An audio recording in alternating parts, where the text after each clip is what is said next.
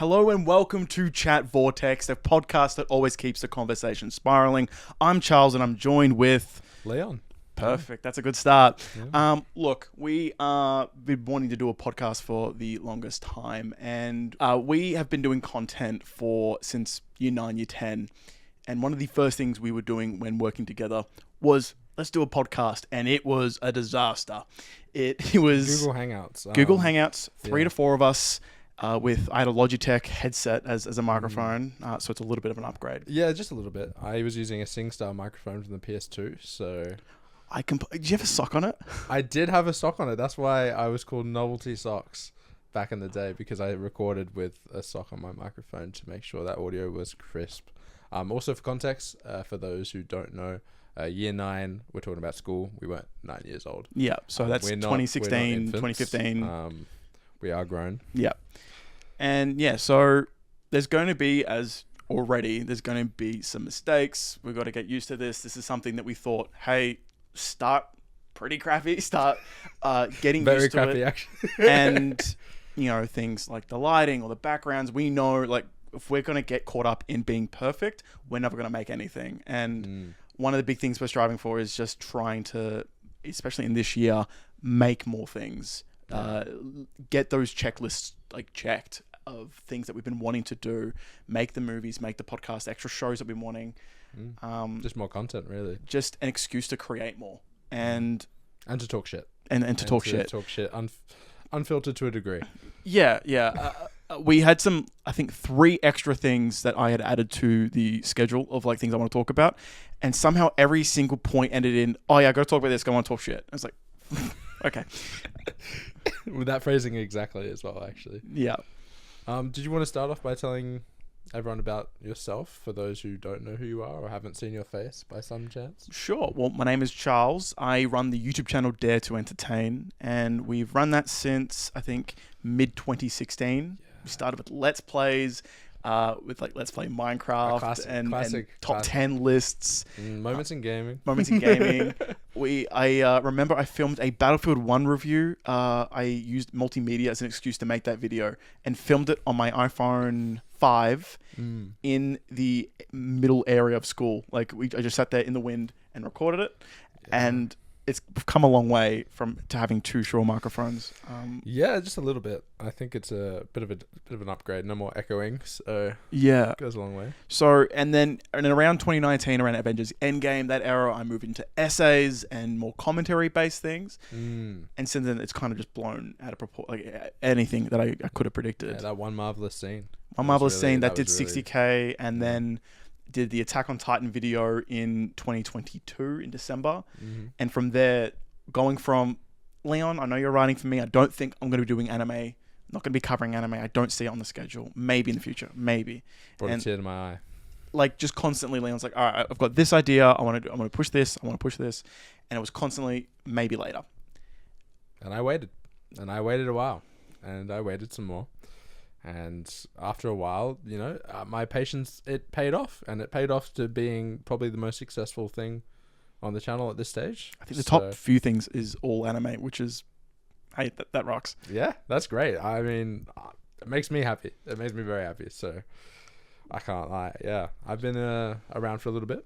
Charles already explained a little bit, but I have pretty much been going along with the journey on YouTube since back in 2016, although I've been on the platform eerily longer. Please do not skimp on the details, because this I've had some experience. So I did some Lego YouTube with my mum's Samsung Galaxy 3, I want to say, maybe 4, which, the quality, outstanding. Yeah, phenomenal.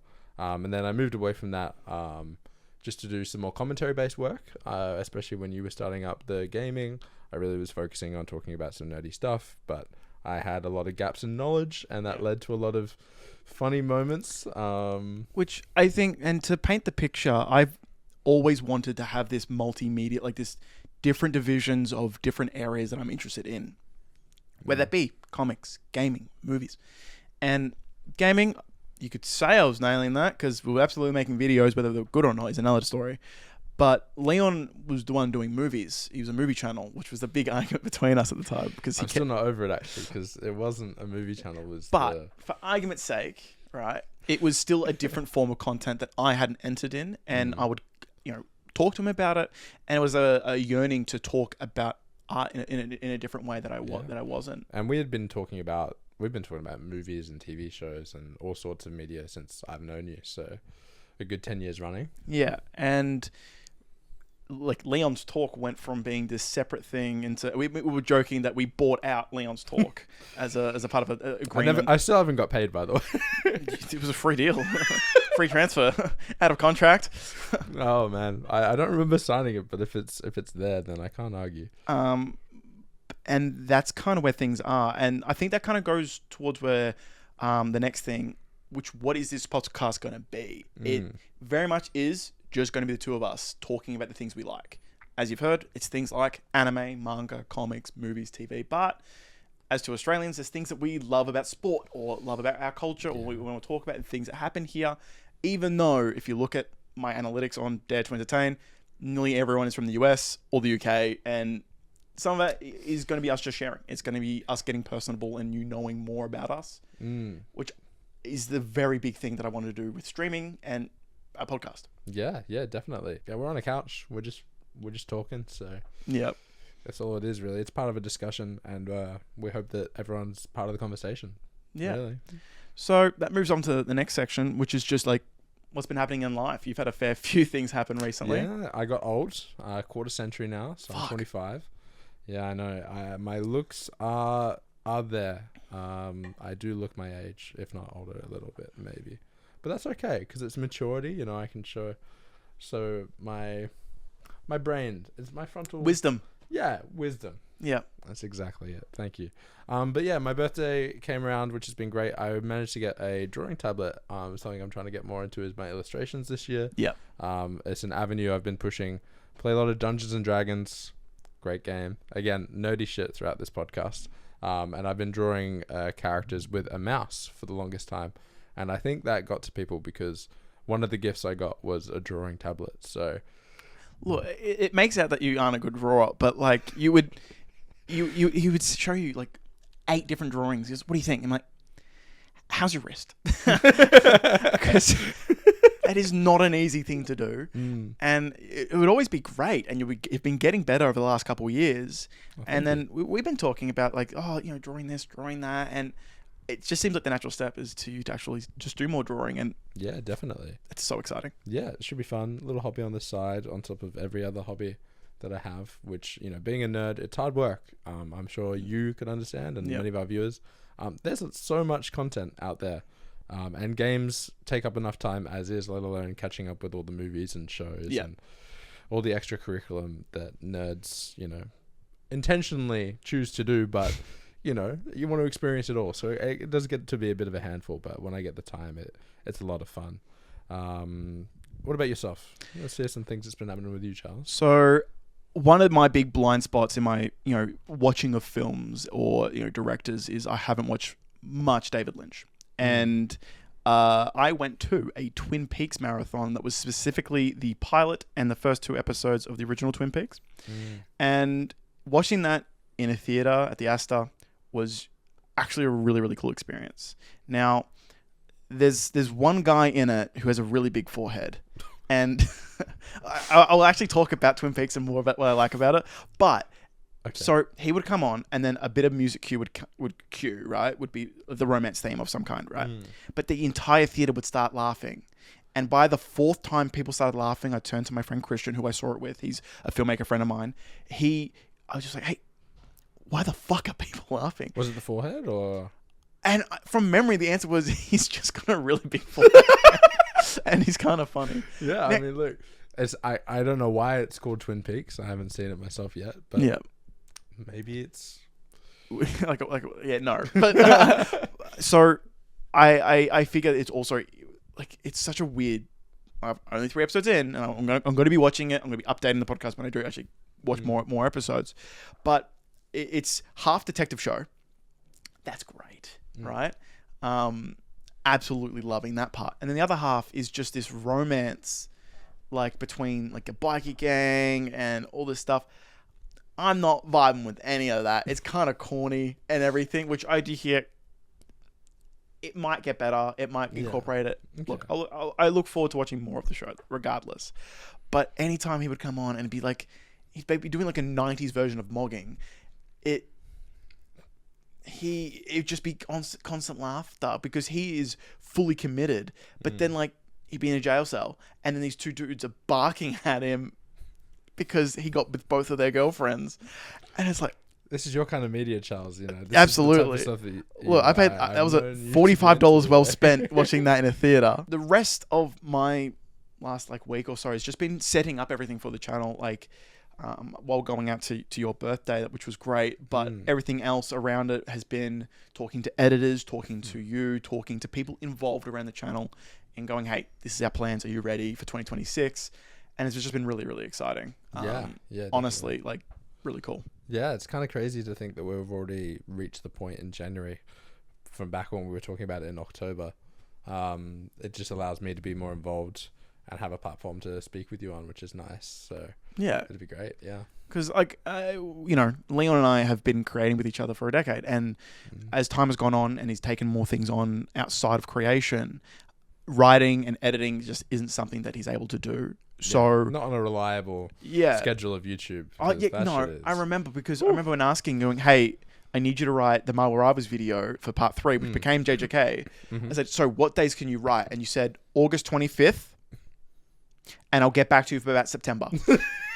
And I went, "This is going to be like a 6,000 to 8,000 word video. What do you like?" He's like, "I've got the 25th of August. I'm busy, and I've got a couple hours maybe on the 12th or something." I think something like that. It's like a tangent. I was like, "Yeah, okay, that's not gonna do." No, it's not. And then this was floated, and I was like, "Oh, cool. I'm gonna take you. Cool. Yeah, I'll take you on Tuesdays." Schedule that in. I've been busy. You know, life is busy. I'm just gonna use that to segue because my partner, I got them into Star Wars for the first time. So exciting. I kind of used the leverage of my birthday period to, you know, do what every boyfriend dreams of doing and getting their partner into Star Wars, even though the status quo of that is a bit shaky. She is enjoying it, which has been nice. So what did you start with? We started with Rogue One. So the way I went about it was very open, communicated. I tried to get us to start with New Hope. You know, do the release order, proven method. Yeah, safe. It's okay. We put it on the trailer. It was too old. Yeah. It was too old, and I went, "That's fair. That's fair." So let's go to Phantom Menace. Let's do chronological order. You know, go through there. Better. Not great. Yeah. Not great. I'm like, oh, thank goodness. Don't know if I want to start with episode 1 and episode 2. I love them. Acquired taste. Very acquired. So then I went for a bit of a Hail Mary and put up Rogue One. Loved the look of it. Went through it. Enjoyed the movie. Went straight from that into A New Hope. Enjoyed A New Hope. Not as much, but all the issues will probably come through with Empire. And then it's just great reliving, you know, growing up with Star Wars. You kind of have such firm, like, thoughts about the movie and what you like and don't like about it. So it's kind of like seeing it with fresh new eyes, which has been great. Seeing the criticism from someone who's watching it in the big 2026. You get to watch it through someone else vicariously. It's just such a like unique experience. Like, oh yeah, yeah, you know, that's awesome. Yeah, that's great. Even I had Charles in the room with me when we were setting up for the podcast the other week, and I'd just come from my place and we'd watched Star Wars recently. And she was still fresh with the criticisms. I was like, I can't. I got a call, and I just put the phone in the center of the room and went, listen, and yeah, it's been great. It's been lovely. Yeah, especially when like when you've grown up with Star Wars, like we already know all the pathways someone's gonna have a conversation, right? You go, cool, all right, check this checklist. Last Jedi, Empire's best? Yeah, bingo. No? Okay, I don't want to have this conversation. Like, so when you're talking to someone, it's so like monotonous almost because we've had the conversation like so many times. Yeah, but when someone's fresh, they're not on the internet all the time. They're not on Twitter or TikTok. She knows 2 spoilers. Which is not bad. Yeah. And when it's like that, you can go, okay, you've just watched that in a vacuum. What did you think? And you just get the most fresh takes. It's like, wow, Yeah. this is beautiful. Great. And hearing stuff, and some of the criticisms I heard, I'm like, say less. When we get to 7 and 8, Yeah, 7 and I'm 8. going to remember you saying Yeah. this. Best believe. I've got that written down. Yeah, like, yeah. So it's genuinely like, you know, and I'm not even bloody watching it. Like, so I'm just hearing it from you. So it's actually been pretty cool. Yeah, it'd be great, and discuss that as we go. Which, you know, there's a lot also coming out this year, and when I say a lot, I mean like a lot. And I thought January was stacked because like we've got a few things we're both watching and reading at the moment. And then we get to later in the year, and it's like, oh, okay, I meant to watch all of that. We've already started. I had to catch up today. Yeah, Because actually, I was like, oh shit. We'll go through what I'm watching, and then we'll get to what happened today, right? Okay, yeah. So right now, I am reading a few manga. I'm reading Chainsaw Man, Jujutsu Kaisen Modulo, and Boruto Blue Vortex, which, you know, which is Stacked lineup. That is a stacked lineup. Oh I need my a fourth, goodness. which might be Kagurabachi, because chapter 108 just came out. Yeah. And people are losing their bloody mind, right? So I might add that to my list, but I've got to catch up on Hunter x Hunter, and I'm thinking about reading Bleach. But look, it's a slippery slope. It's a slippery slope. But they're the things that I'm reading, which we will figure out in the future how we're going to go about it. Chainsaw Man and Boruto come out tomorrow. Yeah. It might be a thing where we want anime people to be able to watch. We might just chuck them at the very end where we go, all right, the normal podcast is over, but now we're doing the manga bit, because for those niche readers out there, Yeah. you know, the ones that really know for ball. the 2 people reading Boruto, this is for you. Yeah, real. You probably recognize the the font Yeah. that we're using at the moment. So, yeah, that's kind of that. But for things I'm watching, I'm going to be trying to watch Twin Peaks, but I'm now up to episode 64 of Monster. This has been something I've been trying to watch over the past couple of months. Far out, it's good. It's been a slow burn, and every episode I put on, I go, yeah, cooked. It's so bloody nice to watch something from a writing perspective and go, wouldn't have changed a thing. That is just Sound really good. And I've got like 12 episodes left, and I love it. Like, it's one of those things where, and we've got a friend who has stopped watching episode 4. I'm like, criticisms are valid, but like, you kind of just have to keep going. Yeah. And it's because, are you ever going to watch it? Oh, definitely. Yeah. Definitely. It's one of the top 5 on my to watch list for anime. Yeah, and look, I've just been busy rewatching everything at the moment. And to keep things very vague, it's one of those things where it's it's very episodic. And it's actually why I struggled with Spy Family, where I felt like the episodic nature did not come back around at all from when I was getting to it, right? I was like, awesome, this is a cute episode, but then next episode the characters go back to where they were, right? Probably my biggest issue with Cowboy Bebop, but that's a... Look, I disagree when you're on that one, right? But that's a longer discussion. But like, it's why I struggle with Spy Family. But with here, watching different towns of people and having a vast array of characters, you expect a shonen like Naruto to have 60 named characters that all have some geopolitical aspect to them, right? Yeah, because there's so many fucking episodes. But there's a lot, yeah. With Monster, it is so lean and is like, oh yeah, here's a bartender that you just will start recognizing. Here's a cafe clerk, you know, and it just keeps going and going and going, and then it will just introduce new protagonists, and you're like, okay, cool, is this going to be good? And it's like, it's not just good, it's this character better get a happy ending, or I'm gonna be angry. Yeah, or they better return. Like, I'm gonna write a letter. Like, this is getting serious. You can't just have them appear and then just go away an episode later or whatever and it be. It's just I kind of can just, you know, and I don't believe in the mindset of turning off your brain, right? But to not even need to worry, like, I'm thinking about this plot point that's currently happening, and I don't need to worry that this is not going to get addressed. It just is going to get addressed, and it's going to be good. So that's the big thing that I'm watching. But then we go to the weeklies, right? Because we're so set for weeklies. Weeklies are insane, right? And it's why I want to start the podcast in January, because for anime, which we will get to, of everything that's dropping, but for the things that we're interested in, we've got Jujutsu Kaisen. It's got 3 episodes. We're going to have a whole dedicated section near the end that is all about JJK, because we've got a lot to say about that. We haven't really talked about it, besides not really. I made some jokes about you not being able to read, but that's fine, right? What I want to stop here and talk about is, so we've got a podcast, right? And I've watched a lot of these, and typically, you know, you get your weeklies, and you hope both hosts watch the thing that they've talked about they're gonna watch, and big hope.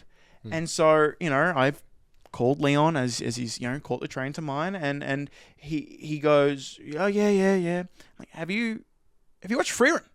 And he goes, yep. The first 10 minutes of it. Yeah. Banging first 10 minutes. I'm like, you're on the train to my house. I was on the train. And you just hadn't seen it. And so when I was setting up, making coffee, doing different things, we put on the last 10 minutes so he could actually be informed, so we can actually talk about it. Yeah. Which we might as well do it here. Banging start. Oh yeah, easily. It's picked up right where you left off. Not in the sense of like the story's in the same position, but more so in just like emotionally. Yeah, emotionally and what you're comfortable with. Like, you really get used to their episode adventures that this cast go on, and it just feels like we're just watching another episode. Like, it didn't even really feel like a new season in a way. It was fresh, and you could tell some of it was a bit different, but like I really just felt like, Frieren's back in my weekly schedule. We're home. Like, beautiful. I can sit down, I can relax, and I'm like, I can watch 10 minutes. I just got a smile on my face for the next 20 minutes, or in this case, 10 minutes today, and then 10 minutes later today. Yeah. So.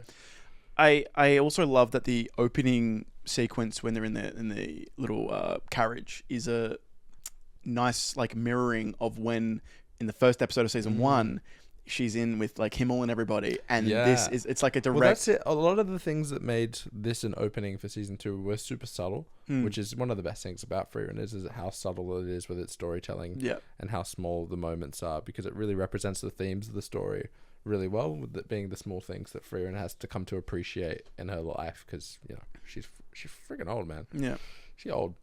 I adore that. In this episode, was there amazing animation? Absolutely. Was the score good? Yep. It was everything that you'd normally tick off. But the moments that I'm remembering are just small character conversations and the small bits of, I just hope these two people get along, or I hope they get together. Yeah. Fern and Stark, please. I need that. I ship that so badly. And it's just the ridiculous amount of like, I just enjoy the interactions between these people. Oh yeah. And that's all I need. Like, next episode, man, I hope Frieren and Stark and Fern talk. Like I'm that's just watching their lively adventure. Like, the plot's great. Plot's awesome. When are they going to have certain conversation? What drama is going to happen, if any? What's happening with them? I think that goes back to what I just said about Monster and why I like it. It goes directly with Frieren as well.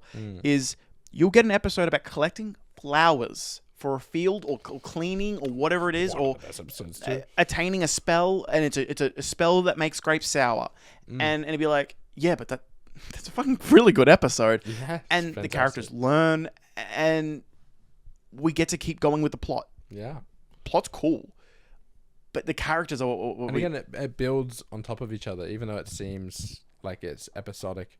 It all builds towards Frieren and like her character as you learn more about her through her flashbacks with these mundane tasks in her previous party compared to the new one.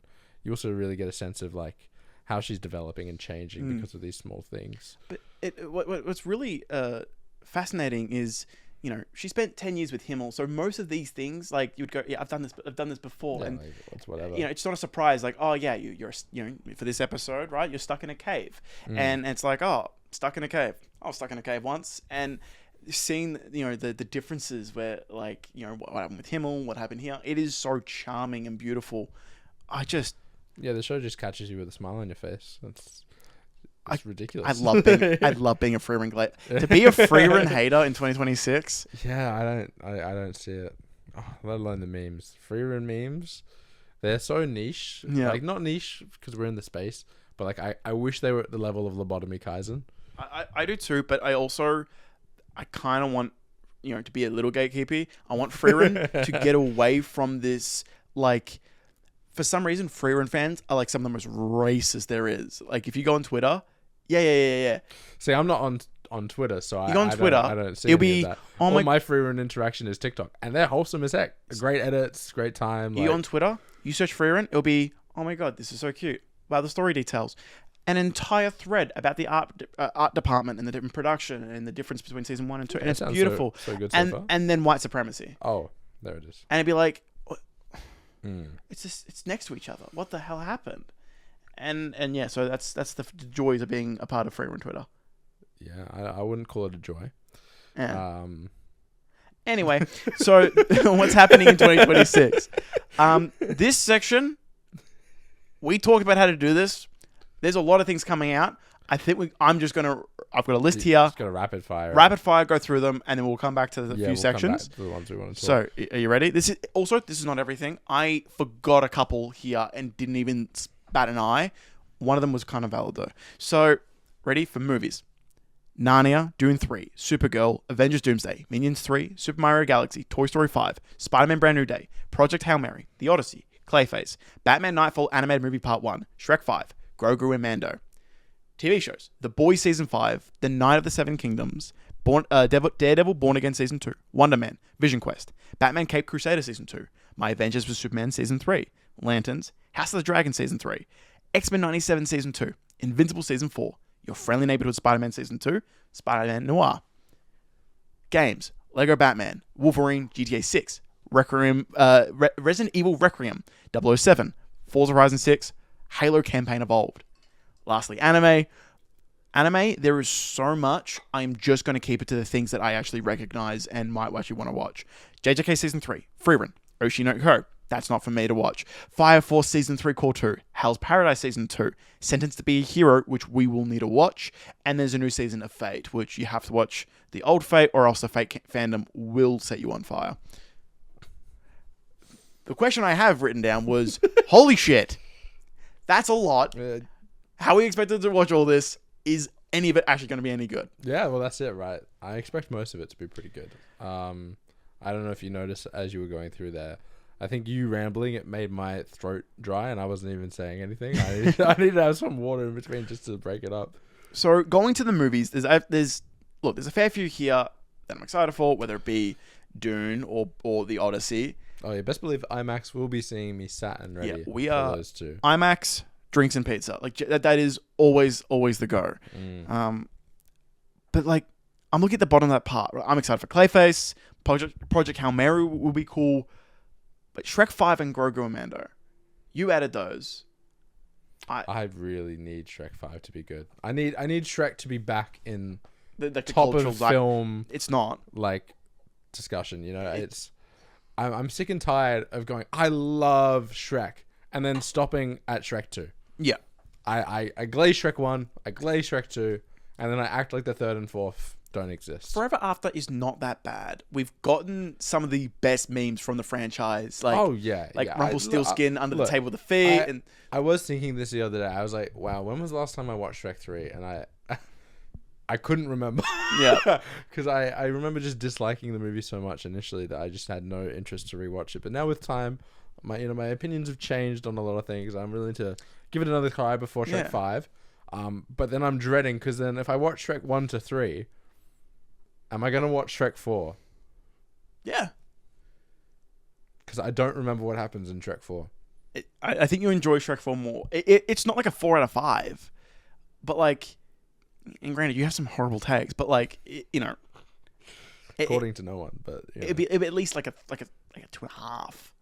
Yeah. Just like, hey, 2.5 is watchable. I could get through that though. I think I could definitely get through that for Shrek 5. Like, there's going to be a lot of things you go, why is maybe I'll just watch them backwards, because my knowledge of Shrek 1 and 2 is good enough. Or maybe, yeah, because then I can finish on a good note, because I don't. Sure, I don't like watching things out of order, but you do you. We both like Star Wars. I didn't watch Man of Order though. Fair enough. TV shows. This is actually the most grim. Because I'm looking at it. You got Knights of the Seven Kingdoms, which, sure. It's great. I watched the first episode today, actually. It was really good. You like it? Yeah, I really enjoyed it. I'm a shill for medieval fantasy, though, so there's a small bit of bias. But I really enjoyed... it's very different from Game of Thrones, and especially House of Dragons.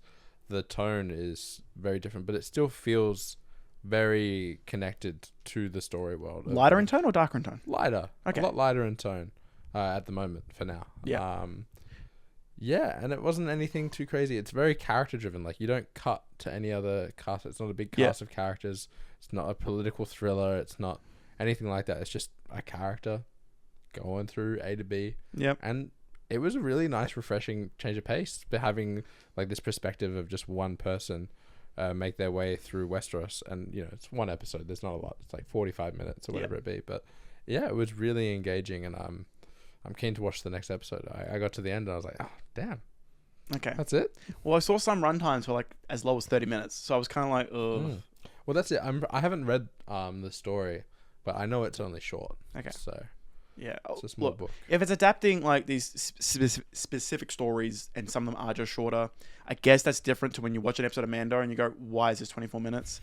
I forget some of those episodes are 24 minutes. Yeah. But or you're watching an episode of Book of Boba Fett and you go, don't bring that. Where's Boba Fett? Mando season 2.5. Yeah. Look, and then there's The Boys season 5. Yeah. I mean, I'll watch it, but The Boys season 5 and Stranger Things season 5, both being 5, those two things back to back made me want to do a video essay on the sunk cost fallacy about how you be too far into a show and you have to finish it. Arrow did turn it around at 5 though. Arrow was what I was going to bring up. Arrow did turn it around at season 5. They did good there. And then who was the villain afterwards?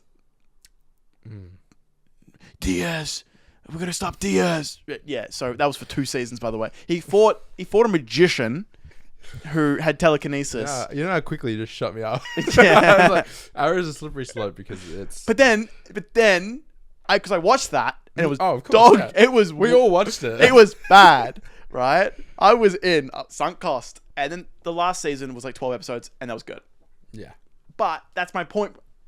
I'm 25 now. Yeah, we're a bit more grown. I can't do that. No. Like when I'm in high school or like just like in COVID. All right. Yeah, sure thing. I'll put on an episode of Slop. I can get through that. We can talk shit about it for like a Discord night. No worries. Yeah. I got nothing else on. But like when I have to hear like this is Harkins, and I'm like, no, I'm out. Just show the finale. Oh my goodness, the TikTok meme surrounding Stranger Things season 5 is just, it's giving me life. As someone who like dropped the show in season 4, to just see all the memes, I feel so like validated in like not watching the show. I'm like, I made the right decision to save my time and put it elsewhere. Like, as someone who didn't care, right? I and look, this is I'm gonna put a disclaimer, right? Because I've had some people have a go at me personally about it, right? Yeah. With season 5, I was disconnected. I was already done as soon as like at least the only thing that had me like interested was that cliffhanger. I'm like, cool. What's the cliffhanger? And the first thing I hear, they wrote it out in the intro. I'm like, well, I'm not interested anymore because I was done. And I watched a recap and I went, that's not a lot of story. The bit with Will sounds cool. Cool. I watched that bit. Yep. All right. I'm done. And then when I heard the next 2 episodes were literally nothing burgers, they just moved the chess pieces. You got the different things that happen. Like, yep, I'll just watch the finale just so I can kind of be up with the conversation. Yeah, be in the loop. And I think I got the best experience, not literally from a media sense, right? I don't encourage this for fucking anything else. This is categorically no. Would I do a review on it? No. Is it on my Letterboxd? Kinda. But didn't do a review. It's a little bit of a hypocrite. But well, you know. The unique position that me and like you have, because you didn't do this, I'm lumping in that you don't care, is that when Conformity Gate happened, any scenario was funny. Because if it didn't happen, you watched a bunch of people who really, really cared have these impeccable... Every single person who contributed to Conformity Gate, pick up a pen, write a script. Because it's going to be better than whatever we got, right? The bar's that low. I'm looking. I saw someone, and it was amazing production quality, and they went through each point, and I went, "This is fucking brilliant." This is You're holding out the paper like it's gold, like yeah. I'm like, fuck, that's some fine shit. Like that is a great story. Not gonna happen, but if it did happen, even funnier because it's like the Snyder cut, but it's like the what if. It's the what if of a conversation as well. Yeah, and that's what we start the year with. And I'm looking at the rest of the stuff, and I'm like... You know, as an enjoyer of Megami, I understand enjoying the potential of something. So that's good. I can get behind that.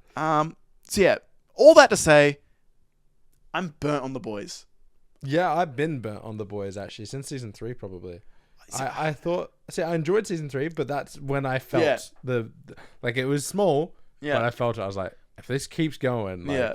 Like you've cooked something, but you taste the char and go, that was close. I will say Gen V reinvigorated me a little bit. I enjoyed Gen V. The first season, I haven't seen the second. So first season, I liked it, and the ending I was iffy on, right? Like, yeah. And then season 2, I'm hearing about it, and look, it's not something I really want to dive into right now. But there's a pattern in The Boys that the way it handles very serious topics as a joke, and it's done it with male cast members and female cast members, and I'm like, my very thin on this line. And then when I heard Gen V season 2 just did the worst of it, right? I'm like, yeah, cool. I'm just not gonna watch that. Yeah. And the way they handled the ending of season 4, I was like, cool. You've just ruined the best character like in the show. Oh yeah, easily. And I was like, cool. I just want to see Homelander die. That's all I want to see. That's all I think most of us are tuning in for at this stage. And if he doesn't die. And look, it doesn't help that the parody of it, where it's meant to be a social commentary, and it's like, haha, get it? He's drinking milk, and he's being really weird about it, and there's a lot of like blonde hair, blue eye, like it's just like, and then like you'll see like a tweet from the White House, and it's like, drink whole milk. It's like, why? Eerily like, why is this just a Vought campaign? Yeah, and it's just, it's not even. Like, the satire isn't even satire anymore. It's just like, as time goes on, it's less and less. It's like, I'm just watching superhero version of modern day. Like season 2 was where like they took the I could kill someone on like 95th Street and still get votes. They took that literally they with literally, Homelander. And that was a huge meme. I was like, oh yes, there's actually a lot of political commentary here.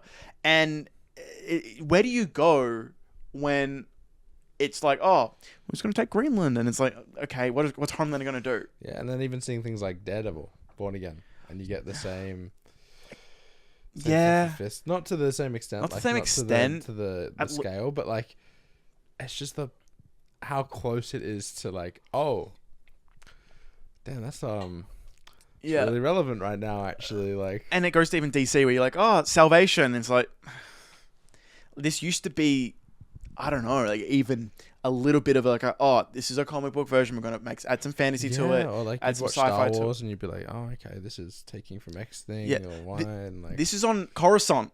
This is far away, long ago, and then it's like, oh, yeah, like, and granted, like, obviously the original Star Wars movies were based on the Vietnam War, that kind of thing, but it used to have to like ham it up a little bit and make things a little bit, cartoony. Yeah, cartoony, a bit more hopeful, and like less of a grey area. Boys is something we will cover, but it's just kind of almost reluctant at this point. Yeah.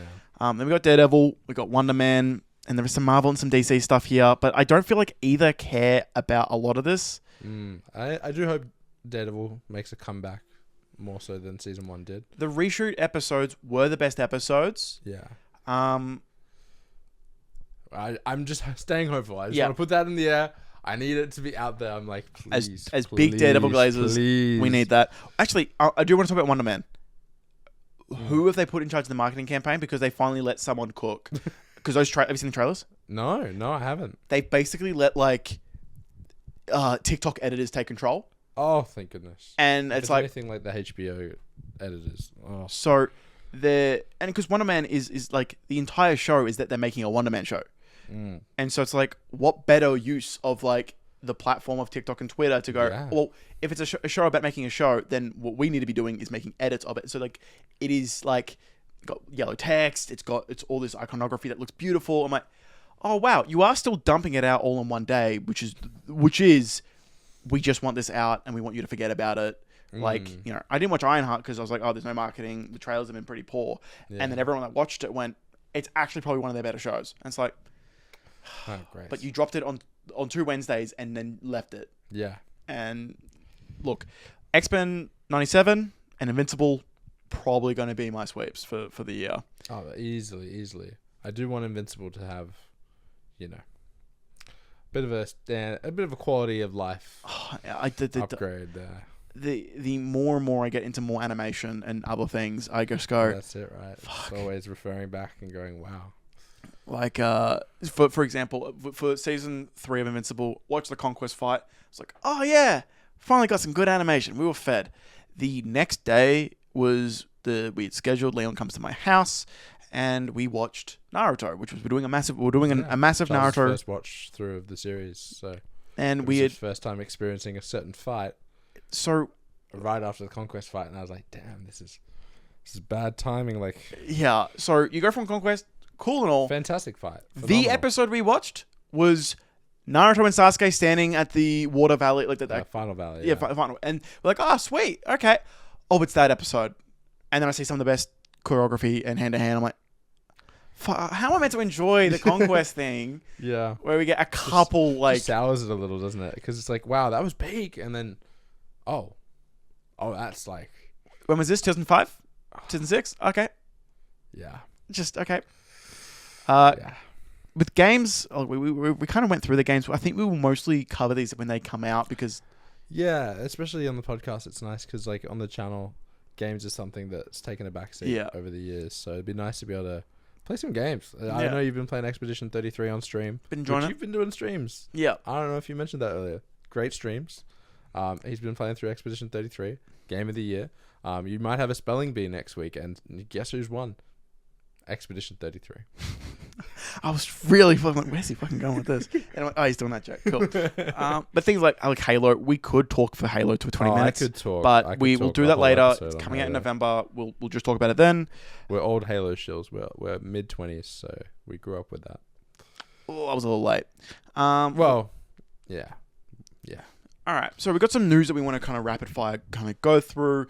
Men of Tomorrow has some new news that is going to looking to appear. And look, some of these, the way we're going to go about news is if it's things that are basically reported from the big guys, we think that we can talk about it. If it's leaks, we would need to be doing a little bit more. Like we'll have a chat about what we think is okay. We don't think just going like we use No Way Home as an example, right?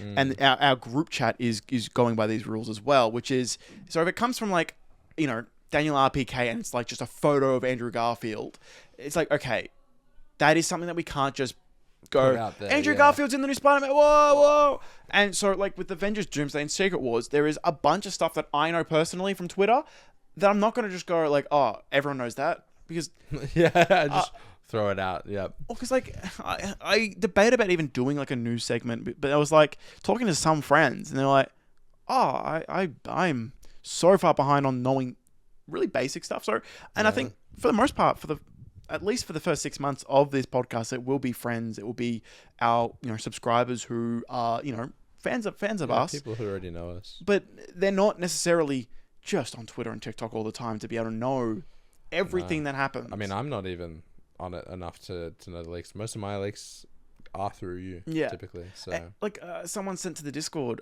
which join the Discord. There'll be probably a link below. But someone sent a link like, "Oh, The Witcher 3 is getting DLC," and I went, "You didn't know that? Like that's fucking been. It's been a known thing for. That's been a known thing. It's getting a big DLC that's going to connect to the next Witcher. It's going to be in between. It's going to really revamp the game. Oh, okay. I guess that isn't known information. I just. That panel was great as well when they showed that off. For Witcher 4, but Witcher 3 getting like a full campaign DLC has, I thought, but that's another thing. So with this new section, we've got a couple things. So the first thing is going to be Man of Tomorrow. It appears that we can kind of guess what kind of comic it's going to be based upon. Yeah, I feel like when people like James Gunn are posting images and talking about things and such online, then it's a little less. Yeah, it's not something that if there is things that we think there's a little contentious about spoilers, we'll make note of it. So for this Superman 2 or Man of Tomorrow news, people are kind of making estimations what they think it's going to be what the comic's going to be based off, which is Panic in the Sky, and this is the synopsis for that book, which is Brainiac returns to invade Earth with his ultimate weapon, Warworld, which obviously probably not the case because they haven't introduced Warworld. They're going to change some things. What I think is going to be the case is they're going to use Salvation from Peacemaker Season 2 and, some of the stuff that connects Salvation to Darkseid, but... Switch some things around. With Supergirl, it looks like, as well. Absolutely, right? And then with the help of characters like Wonder Woman, Batman, which aren't going to be in the movie. He said they're not going to be in the movie. And it's a tough blow. But, there's, other characters that obviously like the Flash, they haven't set up the Flash. And he could also just be lying. He could be lying, He right? could He just be said that lying Ultraman straight was to our not in the face. movie of Superman, right? Yeah, and well, look who that is. Future Ultraman. Yeah. Right there. But, you know, it's the concept of a bunch of heroes coming together to stop an extraterrestrial threat. Yeah, big brain guy. And then with Lex Luthor and Superman being the lead. So it seems to be just elements that are being pulled from it.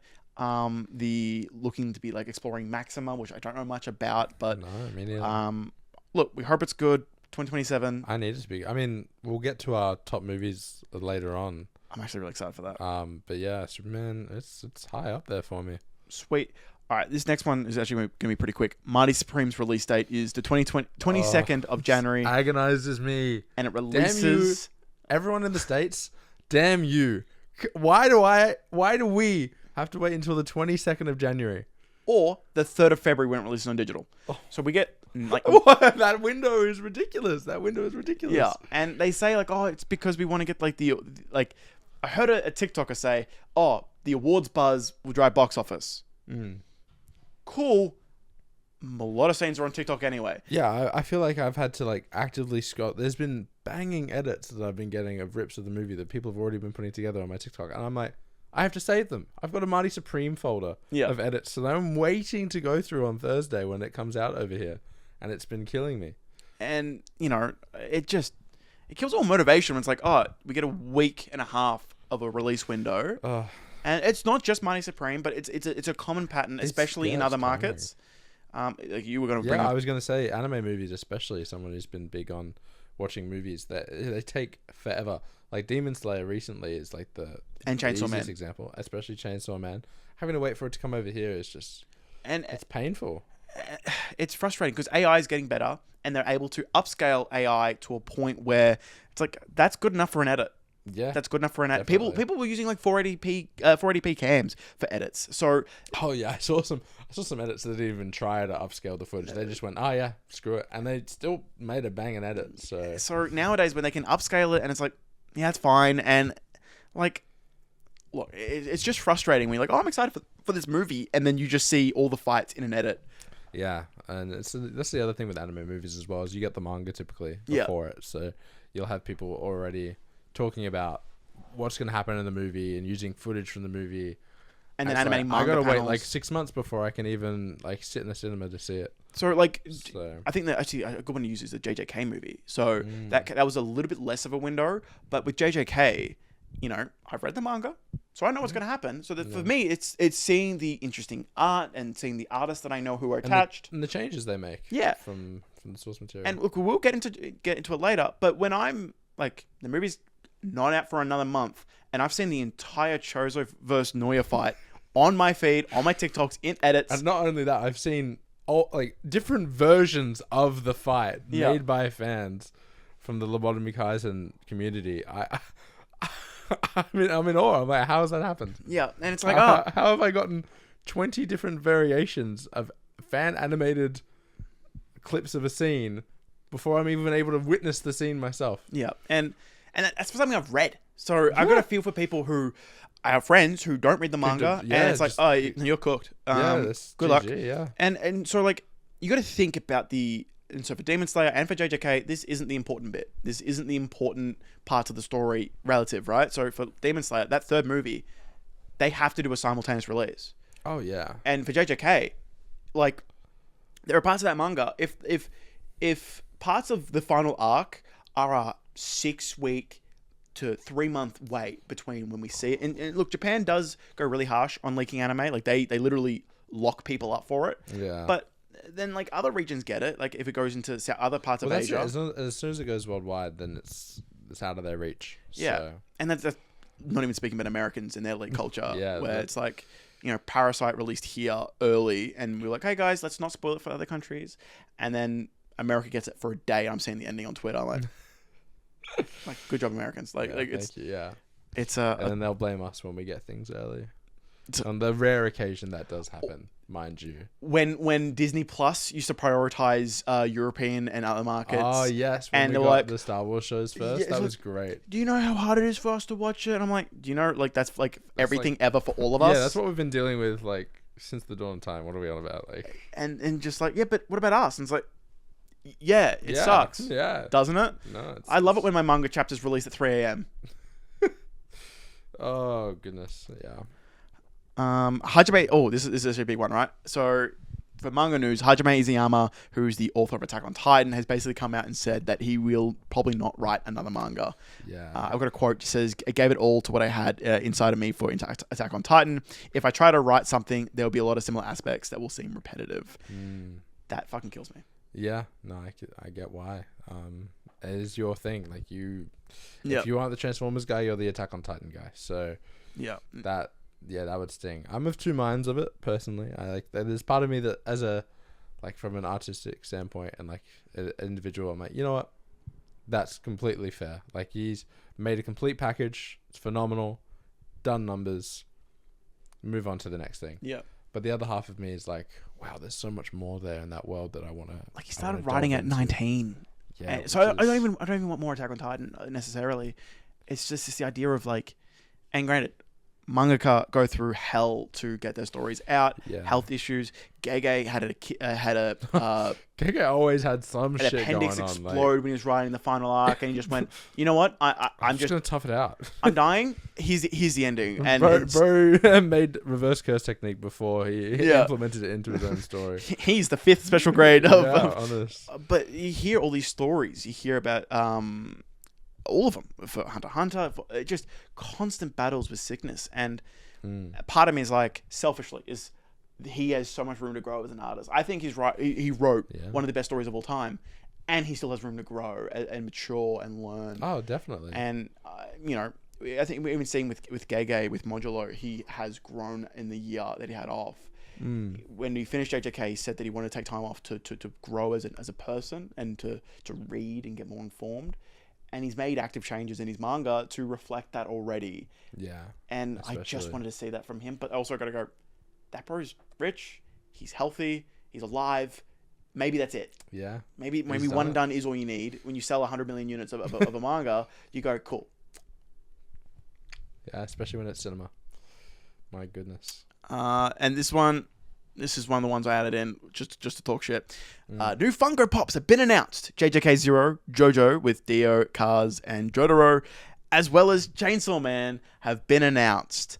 Look, as cool as Denji riding Beam is, why can't I just get a $60 statue of that instead of this overpriced pop?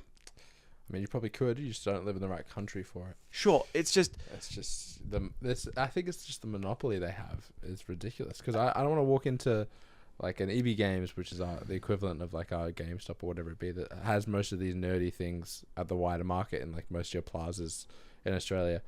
It's just a wall. Yeah, a whole wall of dedicated to it. Like you go, is there gonna be games? No, it's pops. All pops. And so. And look, I don't think we've mentioned it here. So we've got EB, we've got JB Hi-Fi in New Zealand, which is the only other country that EB was. Oh, rest in peace. Was a thing.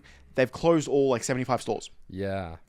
And Zing was their big thing of that was their lifeline. Yeah, it's like really what was keeping them, we sell nerd stuff, and now we have just here. It looks grim. Yeah, it's on. It's time. It's honest. Yeah. What's the rabbit with the clock? All those TikTok comments. Yeah. Over under 18 months. like, and they're not innovating or anything. Oh, it's just do our like subscription service for EB Games where you get bonus points on your return. Like, cool. You know how many levels I've grinded on my EB Games card? Yeah. To see that go, to see those deals go. Like when a new console would come out and you walk in with that EV Games high level card and you're like, yeah, I'm getting a fat discount. Like, bang, trade in your old console, bang. Made it affordable, like way more affordable. And to not have that available is going to be really difficult. I'm looking at it here. There's a Reze statue in her normal form and then just like her casual clothes. There's a Bomb Devil one. And I'm like, oh, that'd be great. And I know we've got, I think, can you see, you've got Yuji here, right? We've got Yuji here, and you've got some of them in that variation. But I want more of that. And I think it's really bad for comics, where Oh yeah, Western media has it way worse. Behind You when was it comes to Spider-Man. statues, yeah. That wasn't too bad. And this guy's pricey though. I think Expensive. it was 120, Yeah. right? But I don't want everything to be 120. No, but like that's like I want more of these. Yeah, we have a very limited option where unless you're willing to fork out some money, Like- you kind of got to settle for like a pretty. You can get a Shit wall figure. of Gojos, but you can't really get a wall of Batman. And it's Batman. Yeah, Like- we're not even asking like niche heroes. We're talking about Spider-Man, Batman, Superman. Like, I'm not wanting, like, because the Hot Toy stuff is so expensive. Hot Toys is Like- expensive, and I don't want like an action figure either. No. I want to be able to just put bro next cool- to some cool comics pose, or get different next versions. to a poster or something, and like just to be a bit of art deco for the room. Like, I want, New 52 Batman, Rebirth Batman, Nightfall Batman, and just, like, look, I'm a Batman fucking glazer. I'm wearing a Spider-Man shirt. I'd love the different Spider-Man. I'd like Yeah. McFarlane or Ditko and Ultimate and Oh, yeah. have these ones and have these areas and there be cheaper statues. I don't need it to be these amazing things. But then, like, and granted, I love the pops. A lot of them are his that he gave me for my birthday. Cute. But I would also just like some statues of Star Wars characters, of Kylo and Darth Vader. But, like, Some Darth Vader statues. it would be goes so from fire. the 9-inch figures to the $250 statue. Yeah, the gap in the amount that they expect is Like, it should be a JB Hi-Fi. I should go in, and next to Arky should be a Darth Vader. It should be a Spider-Man thing of the equivalent price. yeah. And Marvel have been better at it. Marvel have these smaller. I think you got Yeah. Jack one. Yeah, I was able to get a Spider-Man figure for not too bad. And they've been something I've been really eyeing off is the Marvel Rival stuff. They've been coming out with some of the figures for that. I think they're okay. I like Venom's them. is okay. But like it's the start. Like I hope it just gets pushed out more. Like I'm hoping they see this, Yeah. some people are into it, and that we get more of that because. I mean, the game's doing numbers. Yeah. For one, so like, My issue is that things typically don't improve in quality, and so when I'm seeing the Spider-Man one, I'm like, that looks not good. yeah. It's not like, oh, we're gonna do wave 2 and we've improved the quality, right? And Yeah. like, I've got a bunch of these anime things here, which we will eventually figure out a way to get these on camera. Whether we move the couch, whether we get a corner thing here, whether we get like a thing behind me. We want to have light separation, right? But we want to have comic book stuff too, and somehow, even with the $60 markup that they do when you import things from Japan to here, right? Like this Levi statue, I think you can get for $13 in Japan, and it costs $79 here, and it's like, oh, sweet. I would love to get that for even smaller comic book characters, right? Yeah. A question statue would be fucking cool, right? It's something that also just frustrates me. Yeah, no, I agree. It feels like when we do go to these like anime stores that do sell these things, it's also typically like you get your mainline animes, you get the big three, and you get a bunch of characters from it, and then you get to the other animes that aren't as well known. You've got like one or two. Like it's pressed to find for a lot. Like I haven't ever seen like a statue of Thorfinn, for example. Oh, and the thing is though, this like one of these lines has a Thorfinn one in I haven't seen it. Even getting JoJo statues is hard. Oh yeah. I've seen the cheaper Giorno. Cool, got that. I want fucking Rohan, and I don't want to have to import it. I don't want to have to buy it online because it's so expensive to ship it here. Yeah, and you don't even know like if the pictures will be accurate or not on the face, because like the last thing you want is. And the biggest reason I think we're moaning so much is that all the comic book stores, even East and West, don't exist anymore. A lot of them have been shut, and at the big shopping centers don't exist. The ones that are just like so many of them. So you have to in Melbourne, in Australia, you have to go to the city, and there's a couple of them which are cool, but basically all we've got now is JB. And they have one aisle where it's either, depending on the JB, it's either a lot of manga or a lot of statues. Well, that's it, right? Like the EB games, like the things that they're selling, you're gonna only be able to commercially find it in a JB Hi-Fi, really. Yeah. The only thing I guess if EB Games does shut down is if things go on sale, I will probably queue up at midnight to get some stuff because New Zealand did the 50%, 80% yeah, thing. I saw it. I saw it on TikTok and I was like, I just want to make a public announcement, right? Because I don't live directly next to any EB, and I work certain hours that makes it kind of hard to get there. So if my friends, if you see like Rohan, or if you see like some of these Naruto ones and they're 50% off, shoot me a message. Oh yeah, I'll buy them, and then I'll send you a phone and say, "Oh, I got the last one," and then I'll transfer you the money. Right? Like, like if there's like... Yeah, yeah, definitely. Cool, thank you. Anyway, the next thing I want to talk about is the big thing that was going on the internet is Mr. Beast tweeted, which is always a topic of conversation, but specifically his list of anime that he's watched, because he was like, should I watch One Piece? And then changed his profile picture a couple hours later, and everyone's like, broski, stop LARPing as a One Piece fan. You watched how many episodes and you've already got the profile pic? Yeah. And he made the mistake of trying to prove that he was I'm an anime fan. I've been watching for a very long time. He wrote a list of all the anime he's seen. Now, I do want to say, he is a content creator. I'm a content creator. So some of this, I actually understand why the list isn't that long. Yeah, he's working hard. He's working busy. hard. And when you're trying to make content, it's hard to then watch Naruto. Yeah, I mean, it took us 2 years, so... Yeah. So he has a list. The problem is, a lot of them have the wrong name spelt. And a lot of them, randomly, it'd be like the Japanese name. And you're like, bro, you can't... Which is fine. But when you've got, like, just, Naruto, Code Geass, and then you have just, like, the Japanese version of, like, what is it? I don't even know, because I don't recognize the Japanese name, but it's people going, you obviously impersonate, like you're just like, you're going the extra mile, like instead of saying Demon Slayer, you deliberately say the Japanese name to like, I'm an expert, right? It's like, I see what you're saying now. You've watched 5 shonen, and then you're like, I didn't watch Attack on Titan. I watched Shingeki. I'm like, bro. Actually, I think you'll find under my listing here, it's referred to as... Yeah, and it's like, okay, bro, can you just spell Jujutsu Kaisen right, please? How did he spell Jujutsu Kaisen? Jujitsu. J-I? Yeah. I think he spells Right it there. quite literally as the word jujutsu. And there's a bunch of them. I think 4 of them have wrong spellings. And then a bunch of them, it's like, okay. And it's not... I'm going to go through the list, right? Oh, Jimmy. So, what are you doing? Some of these, you will recognize the Japanese name. It's still, like, it's written as I can read it. But it's like You'll get what I mean. So Naruto, Code Geass, Frieren, Steins Gate, Attack on Titan twice, Hunter x Hunter, Guardians of the Galactic Heroes, Kone Kachi, Your Name, Megalobox, My Hero, Jujutsu Kaisen spelt wrong, Solo Leveling, Promised Neverland, Death Note, Your Lie in April, Parasite, Erased, Akame ga Kill, Gundam Iron Blood, Hell's Paradise, and Kabanari of the Iron Fortress, right? I will say, there's way more there than I ever would have expected.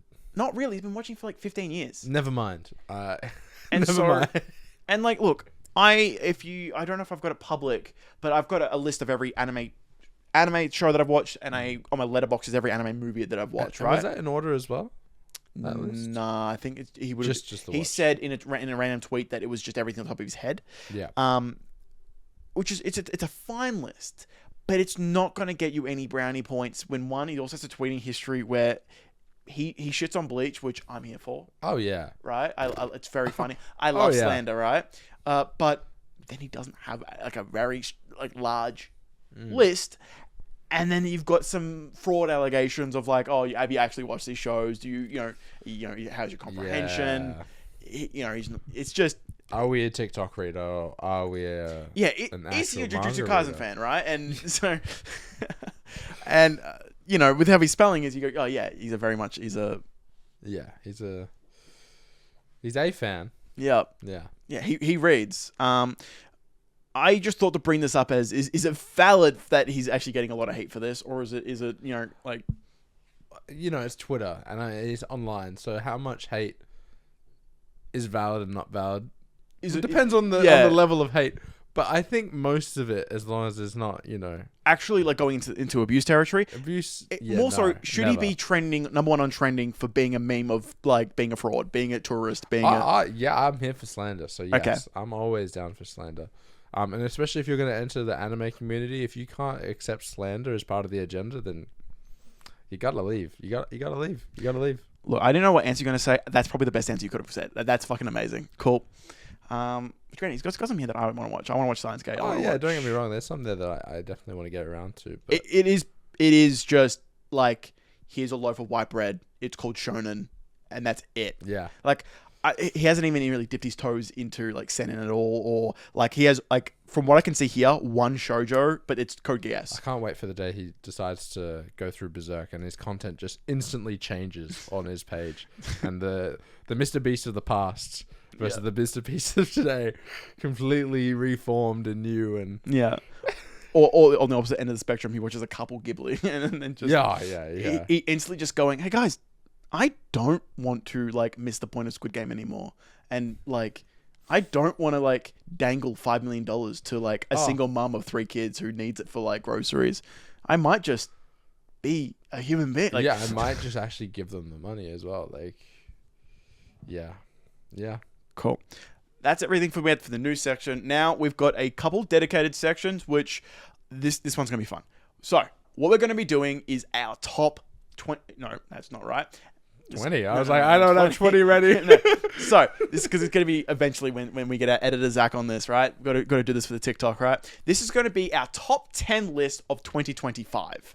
Oh yeah. We've got our Letterboxds, and this is actually really exciting because I just watched a couple things recently. I did a TikTok on it, and I'm like, oh, I need to watch a couple more because I ain't happy with like the amount I've seen, which I've seen like I think 28 now, but it's still not great. I've seen like 15, so you're better than me. So what I'm really excited for this podcast in being able to do is to like, I watch more things. I go, hey, it's Tuesday, blah, blah, blah. I've watched this new movie, right? I actually have a place to talk about it and a reason. I want you to go first. Me to go first? Yeah. So let's see. You're going to have to get the list up for me. Yeah, I'll get your Letterboxd up. My memory just ain't what it used to be. And me and Leon have talked, and we are too good of friends to go how a lot of podcasts go, where it's like, don't talk to me, don't talk about their opinions and stuff. Leon was at my house for an hour and a half while we were still talking about a lot of stuff. However, I do draw the line at sending me your top 10 the night before. I was excited. I thought it was a good list. I'm like, hey man, think about the podcast. I love this. Send you your thing, you know. But when the segment I removed it the moment I realized. No, the moment I realized was when you texted me back saying, "Don't do that." And I went, "Oh, you're right, actually." Yeah. All right. So let's go to your lists, and then cool. Okay. Thank you very much. Cool. So do you want to take a jab at what you think the top 3 are? No, because I actually know them because damn. No, sorry. He did send them to me. However, I know Leon, and so I can gun what they're gonna be. I see what you did there. Yeah, that was deliberate. Yeah, just when talking to him, there were a few takes that he had this year that this might change, I think, and he hasn't. I'm like, oh, cool, go off, King. Yeah. So look, I think if I say it's gonna spoil, like, because I just know I'm right. A wild thing to say, but yeah, all right. Probably start at 10, and then at 10, then make your way up. So, some honorable mentions that didn't make the top 10. Fantastic Four. Yep. Okay. I enjoyed my time with Fantastic Four. You know, it was all right. This one I was sad that it didn't quite make it. It was the Predator movie that came out, the animated one. Oh, the animated one. Okay. Yeah, the animated one. I haven't seen the live action one. That's one of the ones I haven't seen. One of my biggest regrets this year is not going to the cinema as much as I would have liked to. But yeah, can you guess what my number 10 might be for the films that came out this year? F1. F1. No. F1 is not 10. Okay. What's 10? It's Materialists. Really? Yeah. Yeah, I enjoyed the movie, but the ones above it, I enjoy a lot more. To get a ballpark on like where we are right now, what would you give that out of 5? What was the?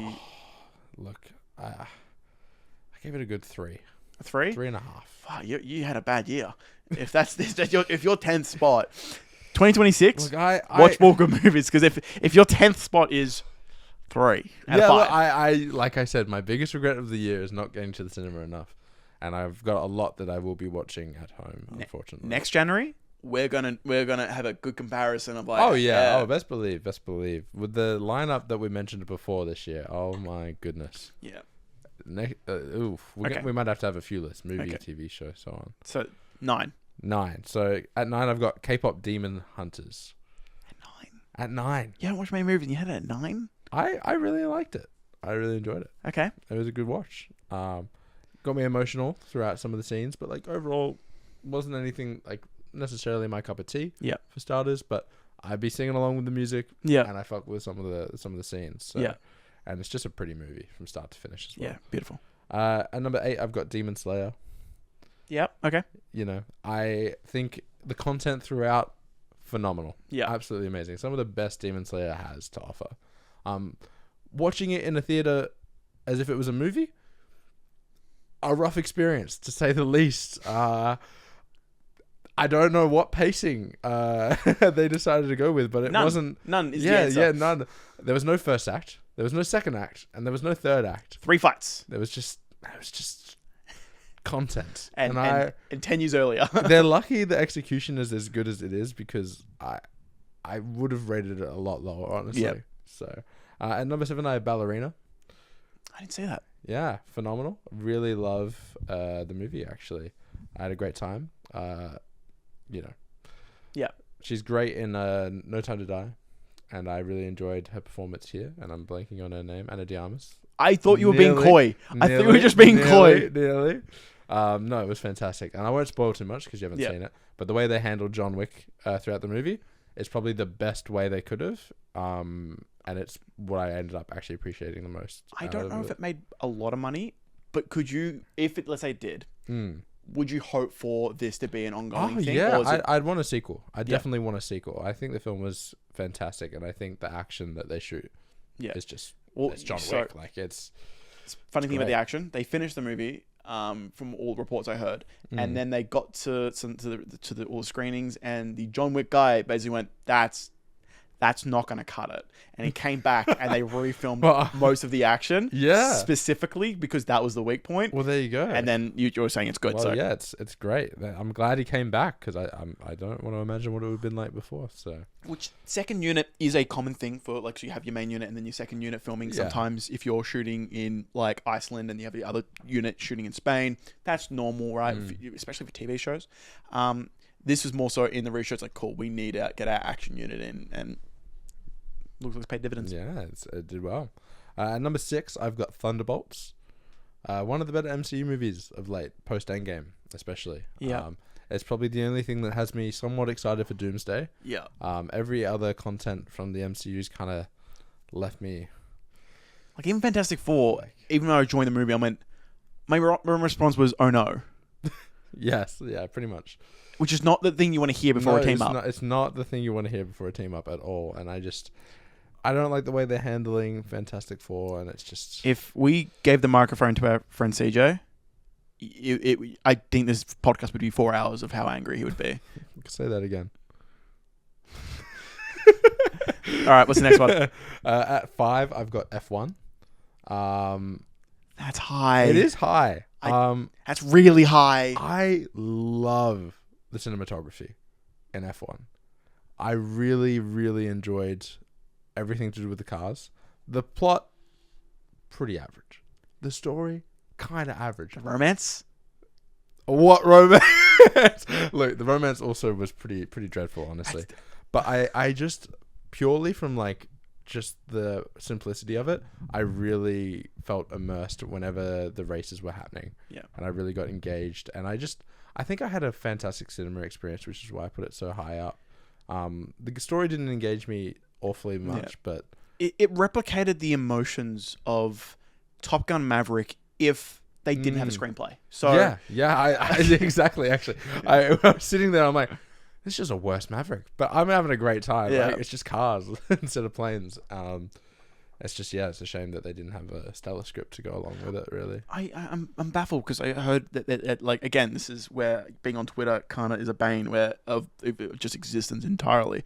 But like, so much cut content. There was meant to be a girlfriend character. There was meant to be a much more larger dynamic between the deuteragonist and his family. I remember you telling me about this. And it's like, that would have added depth. That would have been, like would an actually given a bit of Yeah, and because when it's just hot-headed co-driver and celebrity like who's past his prime, there's nothing else extra besides. It was fallen to the wayside, which was it never felt to me like that was the intention of like really committing to that aspect of the story. It did feel very tacked on, and it probably is because of what you mentioned. So it was a non-factor for me. Like I wasn't really focused on it when it was happening throughout. I was like, yeah, whatever, okay. And what are we at? Like what's that out of 10? That's that. Oh, so out of 5. So we're doing Letterboxd. Out of 5, I think I gave it a 4 or 3.5. Okay. I enjoyed my time with the movie still. For even though I had a complaint. I say this because I know what the top scores are. So the jump here is going to be pretty. So what's the next one? So the next one is Avatar, Fire and Ash. Fuck. I've got it at 4. I loved this movie, and it really annoyed me actually, because what I was thinking from pretty much start to finish is, holy shit, when are we going to get a Star Wars movie that's as good as this? Because it hurts to see a sci-fi film do that well and retread. Have you seen the movie? Look, I've seen Way of Water, which is close enough. Okay. Well, yeah, but that was the point I was going to make, is it retreads a lot of the second film, but it just does it better. Yeah. So it's kind of rough, because now I just don't want to watch the second movie. I just want to go first one, third one. Yeah. And I don't say that as if I'm like I don't want to watch Avatar. I love Way of Water, right? And so for this one, I was busy over the New Year break. I had work things I had to do. Well, you're better than me. You still saw a lot more movies than I did throughout the year. So I wasn't big on the Avatar franchise at all. Like I enjoyed the first Avatar a lot. Second one, I was like, wow, this is what special effects can look like if there's actual care and budget and time put towards a movie instead of studios just interfering all the damn time. And then the third one has made me a fan. Yeah, like I'm on board for this franchise. Me with Way of Water, right? Yeah, I'm ready for the Avatar. James Cameron, anything, bring it on. I'm ready. That exact thing that you said when you were like, why can't Star Wars do this? That was me with Way of Water with Halo. There's a bit with like this. So there's a bunch of floating rocks, and I'm sitting here. Any sci-fi product that's I got angry. I sat there going, This could be for my thing. Yeah, this could be for what I like. Yeah, it's like, why? This is good. James Cameron, I'm so happy you're happy, but I'm not happy. But like, it's just... to know how much money they make as well. It's just... when James Cameron talks about, so you need to fall in love with Pandora, the animals, and I'm like, this could be the Halo ring. This could be a Halo ring. This could be a Halo ring. So you need to be able to look to the vista and you go, this is a real place, like a Halo ring. And you're like, you need the creatures to be there. You need this. The enemies are like this. And I'm like, this guy made Aliens. Halo is just... It's just 2000s core, edgy, like Aliens and all that grunge. And why can't Avatar just be called Halo? And okay. We have to go back to your top 3 because I will just keep going about. Yeah, we could talk about Halo Avatar for ages, which would be a shame because I would love. Well, later. The day when Charles does get to watch it will be a good day because we'll talk. All right, your top 3. I just know what they are because you haven't said them yet, and I know the order. But for everyone else, everyone else. So Avatar was 4 out of 5 or 4.5. I'm in between. I'm in lieu. I need to rewatch the movie because I've only seen it once. Yeah. But it's at a 4, but I want to put it to a 4.5. But there's like one thing holding it back, which I don't want to say, obviously. Yep. We'll get into it later. Number 3. Number 3 is Sinners. I absolutely love Sinners. 4.5. Had a great time. Yep. Nothing bad to say about the movie. The only thing, like, I've told Charles this, but, for our viewers and listeners, I give something a 9 out of 10 if I don't have an issue with it, and I really enjoy my time with it. I typically only give it a 10 if I feel some kind of way. Like, I got to be moved. I got to be moved in some, like, really visceral emotion. Like, I got to feel, like, my gut churning in the cinema or wherever I'm watching it. And then I can be like, wow, this is art. Like, this is a 10. Yeah.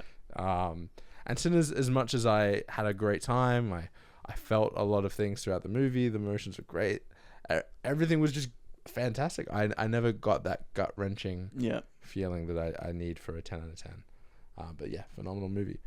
At my number 2 slot, you already know, which is a shame, but I have the Chainsaw Man movie, Reze Arc. Oh my goodness.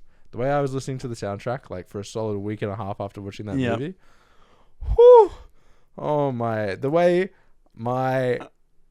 Oh, I'm so happy you liked it because I read the manga. So I'm sitting here like Leon's like season 1 is phenomenal. It's one of the best. I'm a Chainsaw Man glazer, but I have not read the manga, and I struggle to read I'm like, the manga. please like the movie, please like the movie, please like the movie, and then he comes and gives it number 2 spot. Yeah, it was. Oh my goodness, It's been a while since I came out of the theater and felt like I needed to go back in to watch it again. Yeah, I haven't felt like that in a while, and as soon as an Avatar were close, like I nearly felt like that. But I was like, I need to sit with it a bit. Whereas Chainsaw Man, I was ready to just walk right back in and watch it all over again. But unfortunately, it didn't quite get number 1 spot. And my number 1 spot, the gun don't jam. Yeah. Superman number 1 easily for me. I don't know. It really just changed my whole perspective halfway through the year. Reaffirmed to me a lot of my core values and like the person I want to be and aspire to be and have aspired to be since being a little kid. A lot of people have some nitpicks with the movie here and there, but for me, they just unknown factor completely. I know you're not too big on the cinematography of the film. For me, I really adore it. I think it's super unique, and it's like it very fits the style of Superman to me, and it really encapsulates the colors and the energy that a story of like Superman needs to have. And yeah, it just got me feeling hopeful, and it got that gut wrenching feeling. So I gave it the 5 out of 5. And yeah, that's my list. All right, so that's my 10 list. That's Leon's top 10 list. I was really torn though. Before we go through yours, there was a contender for number 1, and it was tough.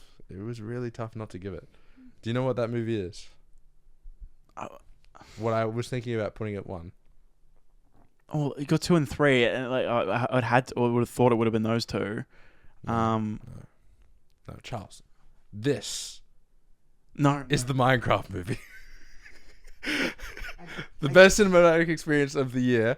I want to get this out of the way. The best cinematic experience of the year that I had was the Minecraft movie, and it was not close. The way I had the best time of my life in that cinema with my creeper popcorn bucket, just laughing hysterically from start to finish, cannot be replicated. Maybe if I was like young enough and the room was put on theaters globally, I would have had a similar experience. But my goodness, but the culture's different. Like people didn't go to the room in 04 and go, yes, hi Mark. Like no one saw it. No, that's the joke. The marketing just added the memes, like the way we were all saying chicken jockey for like a good 3 months there. It was just it's an experience that will stay with me for the year, and I'd be amiss to not mention it before going through your list. It is at the bottom there when you see it. Holy shit. Fucking hell.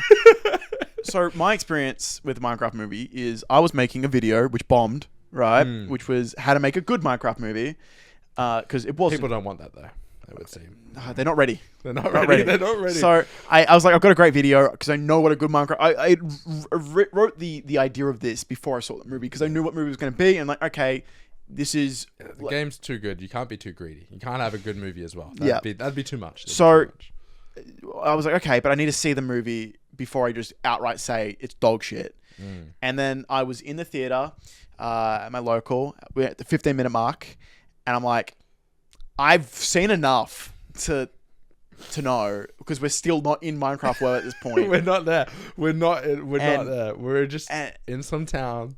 It's bad. And I'm just like, this is boring. Oh, see, yeah. And my theater was silent. Yeah. I saw it opening fucking night. I just feel so bad for you, knowing the cinema experience I had and the way people leapt up like through almost any scene of the movie compared to your local cinema of just... So I got to tell a quick story.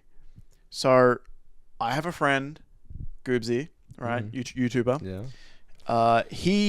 He hasn't watched that many movies, but he's made a dedicated effort to watch more, right? Especially being my friend, and he knows how much I love movies and stuff, and he knows how important it is to get cultured and everything, right? He went out and saw Minecraft movie a couple times. I think 3 or 4. So he saw it the first time. Okay. And the chicken jockey bit is coming up, and He was at a VMAX. So in Australia, we have different types of theaters. We have the standard theater, which could fit maybe 32 to 40 people, like just roughly in my head, right? It's just a larger cinema. just a basic cinema. Extreme screen, even though it's extreme, is still sometimes that size. But you got ones in the city that are the auditoriums. We've got cinemas where they've got like recliner seats, not recliner seats. Yeah, it really depends. But just with VMAX and then some of the big ones in the city, they can get upwards of like. It is a huge room. Not even necessarily the screen is big, but like hundreds of people, maybe 100, 200 people in a theater, right? Yeah. The reason I make such an emphasis on this is because when Chicken Jockey comes up, and there's a video of this somewhere, right? Which I do not condone videoing in a theater for any reason. But they committed the sin. There is a video of Goobsy jumping in to do the Chicken Jockey to a silent fucking theater. And it is so funny because I'm so against doing this shit. I'm so against filming. I'm against doing this thing, especially when it's not agreed upon. If you're there with 40 people, which in high school, because we're in the same high school, we did this in high school. All right, we're the entire cinema. We pretty much book out. We book out the theater. Cool. We can kind of dictate the terms. Doing it in a silent theater, Chicken Jockey, and no one batting it off. Oh my goodness! Thank goodness I was not there, because I don't know how I'd react. I don't know if I'd laugh. Yeah, because I'd laugh because of the silence after the fact, not the initial Chicken Jockey, but or I'd just be mad. I don't know. It's such a flipping coin. It's that bad movie. It's mostly children. Yeah, granted, I think he saw it at like 7 p.m. Like that is prime time. Like I'm just thinking about, because I remember seeing the video. It's just adults, and also I don't remember seeing children in the clip. And it's like, oh yikes! The aura loss is immense. And look, he's been in debt. He's been in debt. Look, he's going to see this. Look, what makes or debt like this worth it is when you get the redemption arc. You go on your winter arc, right? Yeah. You read Berserk, and and all of a sudden you've gained 20 kilos of muscle. So we're gonna get to my top 10. All right, saucy. Cool. I love lists. I have so many lists. I'm gonna be making more lists. I don't think I could go a week without getting told about Charles's letterbox before I had gotten my own letterbox. I like making my friends just do it. Like it's like, hey, like, you're my friend. Like, if you're my friend, have a Letterboxd account. You don't have a common interest? No, let's change that. Actually, really sorry. Which one of us pulled the? We've been friends for 9 years. You have to watch my show.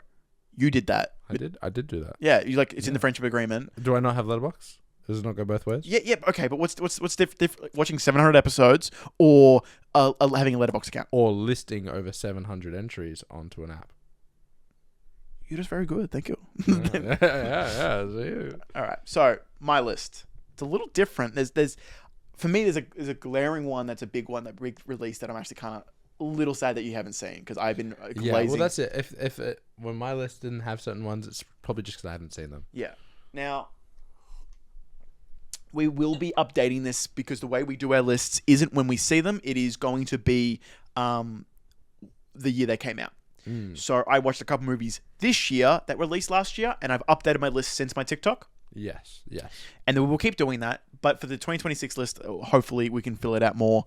I watch a lot of J Stoobs, and her list is like, I've watched like, she watched like 100, 200 something, like a lot of movies. So it's like, when I'm looking at that, I'm like, yeah, these are, I know that's better than what I've seen. So this is more so to kind of gauge our interest, what we've seen, and then we can kind of track our growth as critics, which we're going to be doing more on Letterboxd. So follow us on Letterboxd. There will be links in the description.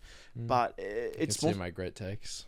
To track us as people as well. I wanted to have a catalog of videos of me. Like, when I was a child, I hated photos of myself. I don't know what it was. It was just the idea of photography. Like my dad taking photos of me. I would kick and scream. It was something I was so shy, so like hating it. And so there were periods where there's nothing of me, and something my dad really wanted was video, like kind of tracking of like, this is how documentary of just like, oh, this is how Charles spoke at 6 and how he spoke at 12. And if it weren't for my YouTube and my incessant need to just not shut the fuck up, there would be nothing for my dad. And so this is something that like I like doing. If like, cool, week 1 of the podcast, this is not a great list, but week 42, hey, this is actually a lot better. Maybe we're going to premieres, and maybe like that. There's some goals that we have. Yeah. So, Trying to watch more. my top 10 of the year with some honorable mentions.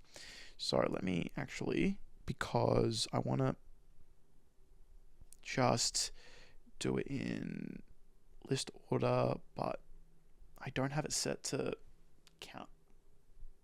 Edit. Ranked. There we go. There we go. Had no numbers in front of it. I'm like, oh, that's a little annoying. So, my list already is a little different because my honorable mentions are Thunderbolts at 13. No, you know what? That's fair. That's very fair. Demon Slayer at 12. Also very fair. And then the Predator movie at 11. See, well we've got that in common then. We've got that in common. Cool. Out of it is a lot of things that you had in there, which is fine. You didn't see the Captain America movie? No, hell no. I ain't watching that. It's great. No, I'm not watching Brave New World. No. Sitting at 20. And you didn't see Five Nights? Did you see Five Nights? No, I ain't seeing that. Okay. I thought about it. These are some honorable mentions. You came out of it, the cinema. You told me what you gave it, and I went, it's just not for me. I'm not going to waste $20 on that. I'm not doing it. Okay. Number 10. Got the Mission Impossible movie from this year. Okay, yeah. I did give that a skip. I will... Look, the first hour, disaster. Mm. Second 2 hours. Second 2... Wait. The first hour... I'm hearing you. I'm following. Yeah. Then you said 2 more hours. Yeah. Okay, I see why it's at 10. So the first hour is the war arc of Naruto. Oh. Eey. So you'll get plot point and go... So in Mission Impossible 1, there was this one character who had this knife. I'm just making shit up at this point. But then in Mission Impossible 3, there's this. Just fluff. And there's this. It's like, if I'm stupid, I'm stupid. like if I can't remember... I can't connect the dots or I should go rewatch those movies. But apparently the big thing about the test screenings of the 7th one, the that's Death Reckoning and Dead Reckoning or something like that, or Final Reckoning, right? So whatever there's a lot of reckoning, whatever part 1 was, that had issues of people following what was going on when it was referencing previous movies. So they made the great decision to pad the hell with flashbacks and connective tissue, and the amount of times where it'd be like, here's a scene and it's tense, cut to black, another location. It's like, cutting to black is really jarring when you do it 8 times in a row. All in the first hour as well. First hour. Oh no. The scenes themselves, great. It's a Demon Slayer thing where you're like, this fight's awesome, but the last 45 minutes, at this point, could have just told me in an email. So like, I know the fight you're referencing in Demon Slayer as well. Mission Impossible, like it hits a certain point, and I saw a tweet before going into the movie when you see this shot, everything after here is the best thing you've ever seen. And I'm like, okay, whatever. And you get to it and you go, I kind of fucking spit in. Yeah. Someone cooked here. Yeah. Someone cooked. And look, like, I don't like the direction they've taken with the cinematography since the last couple. They've gone more digital, and I'm like, the score is not as good as the previous movies, but it's hard to go from Lorne Balfe to a new composer and be able to stay the same. Yeah. Still good, but that's my number 10. Yeah. Number 9, Mickey 17. Oh, I did want to watch Mickey 17. I had actually planned a day to go to the cinema, and then I got rostered on for work, which was... actually a really fun time. It's not as good as Parasite, but it's Robert Pattinson doing Robert Pattinson things. The GOAT. Number 8, The New Predator. So, watched it. It is the most, 4 out of 5 blockbuster I think I've seen. It's just, 3.5, 4. It's just good. I was like, yeah. Just a fun time at the movies. Yeah, I wish there was a little bit more depth with the antagonistic force of the film, but the actual core messaging with the Predator and the fun action sequences, the score, it's the same composer as Mass Effect Andromeda, Anthem, the new Call of Duty Modern Warfare series, as granted, she also did Prey, and I had forgotten this fact. And so I'm starting the movie, and the way she composes, there's a certain synth instrument that she uses. Movie starts, I hear her go, oh, cool, I'm in. So Locked in. I was like, yeah, cool. Well, and mentioning Prey as well, how would you compare it? Because I love Prey. I think Prey's better. Okay. Prey just has a fucking great main lead that you just like. Oh yeah, I'm here with an amazing premise as well. Yeah, and it just was like, give me more Predator movies just set in different spots. And this is what this is. It's another Predator movie.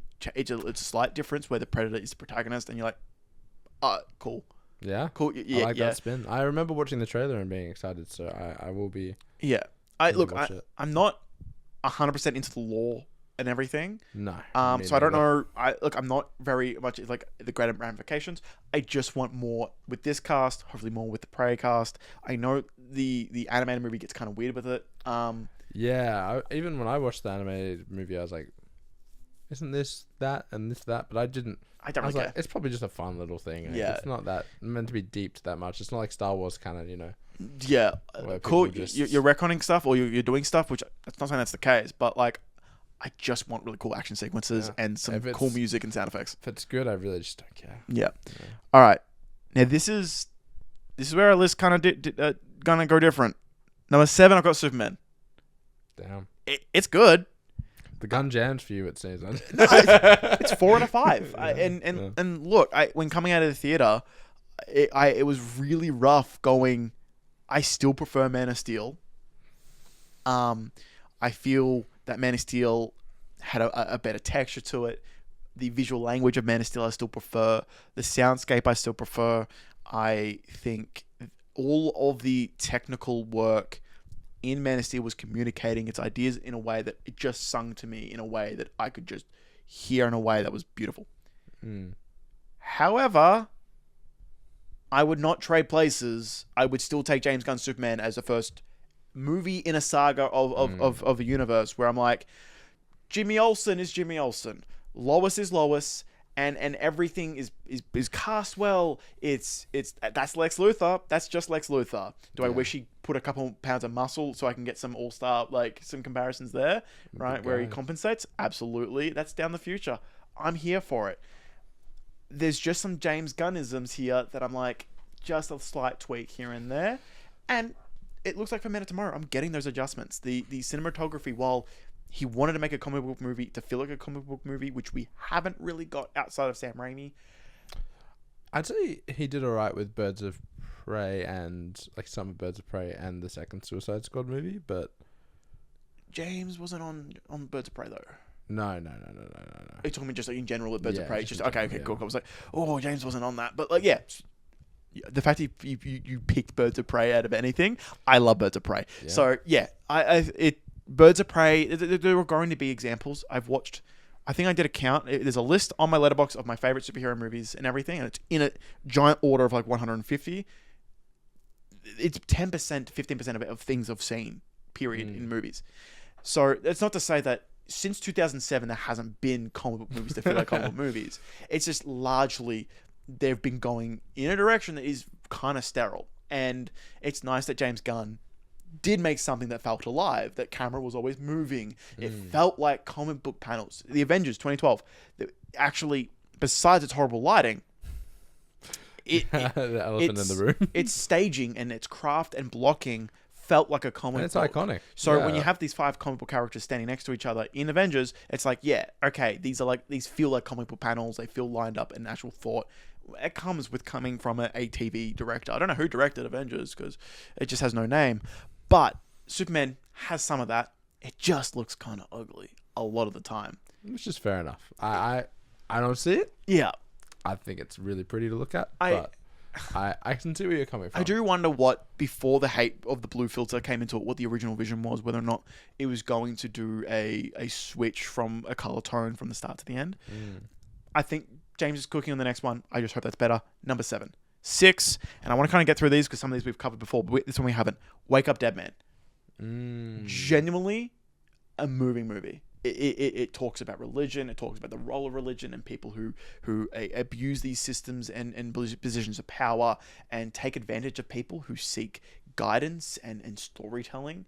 And for the year, multiple scenes in the top 10, like top 10 scenes of the year, are coming from Wake Up Dead Man. And I think, is it Josh O'Connor? Let me get the Letterboxd up. I think it's Josh O'Connor that plays Judd. Yeah, Josh O'Connor.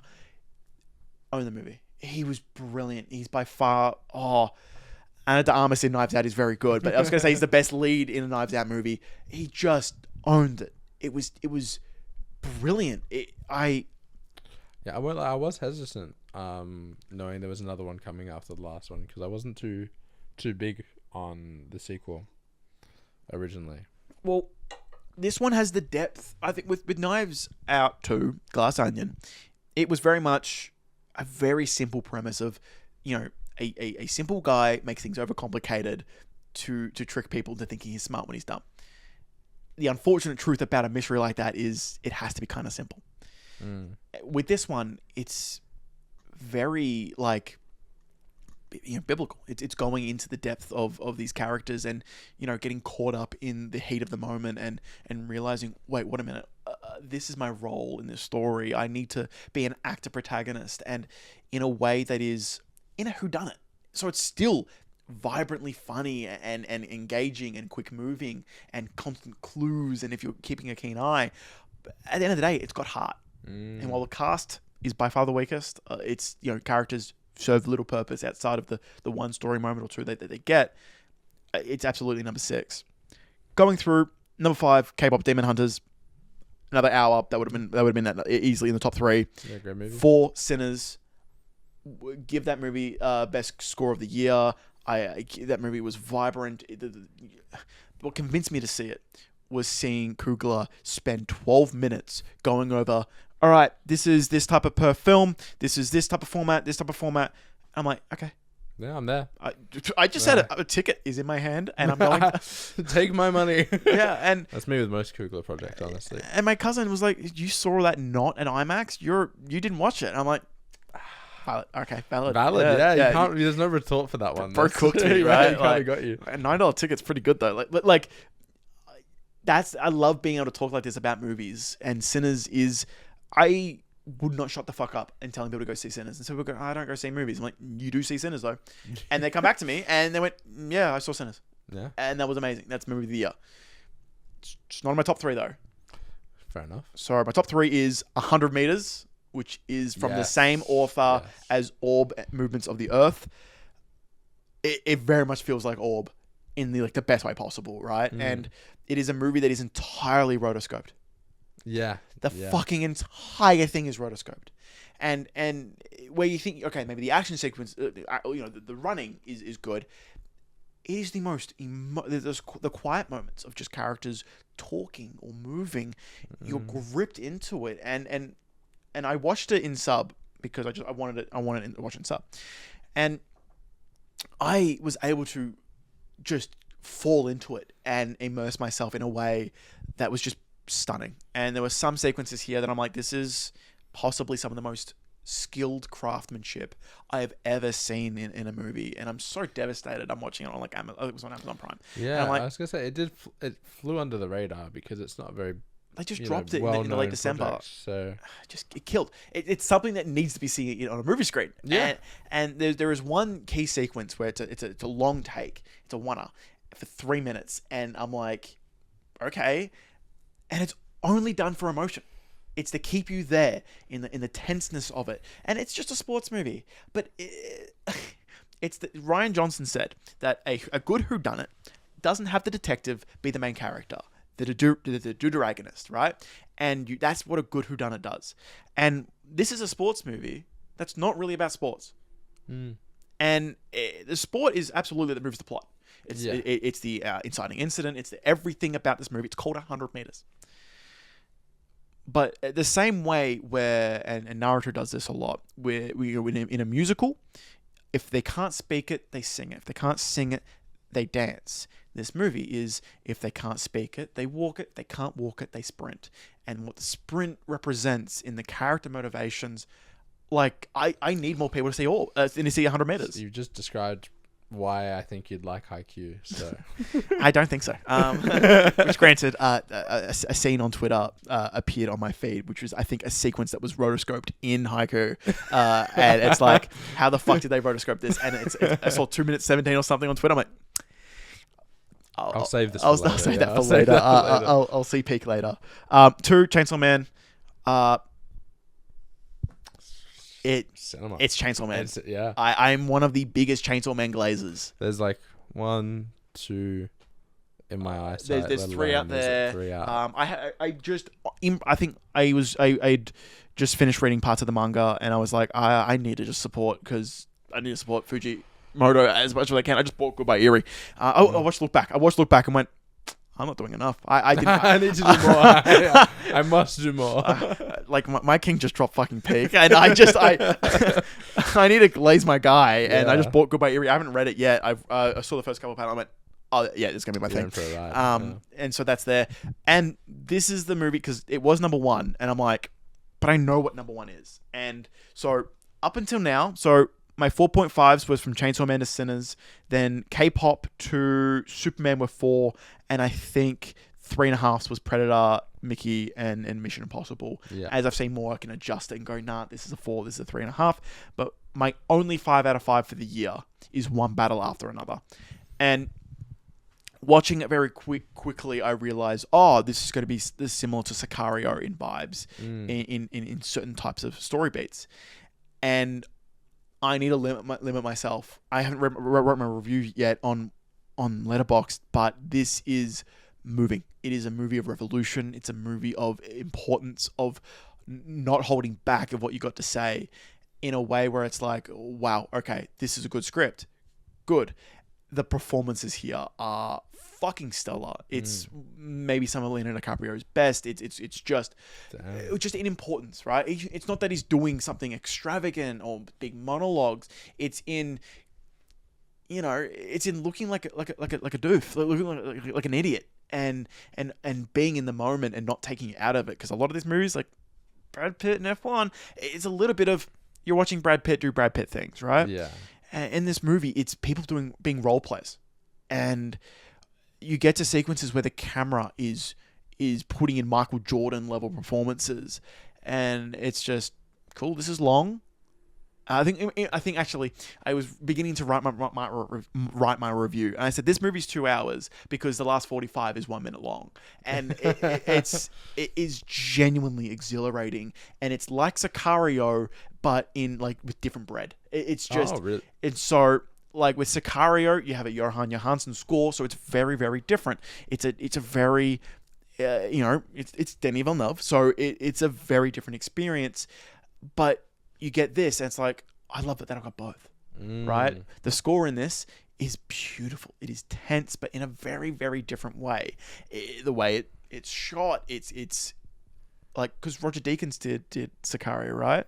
And so you got the very contrasting in Roger Deakins. There's beautiful vistas. It's a very different feeling movie. So we get to this, and it's naturalistic. It's textured. I don't know if it's shot on film, but I wouldn't be surprised. It's a very dirty movie in a way.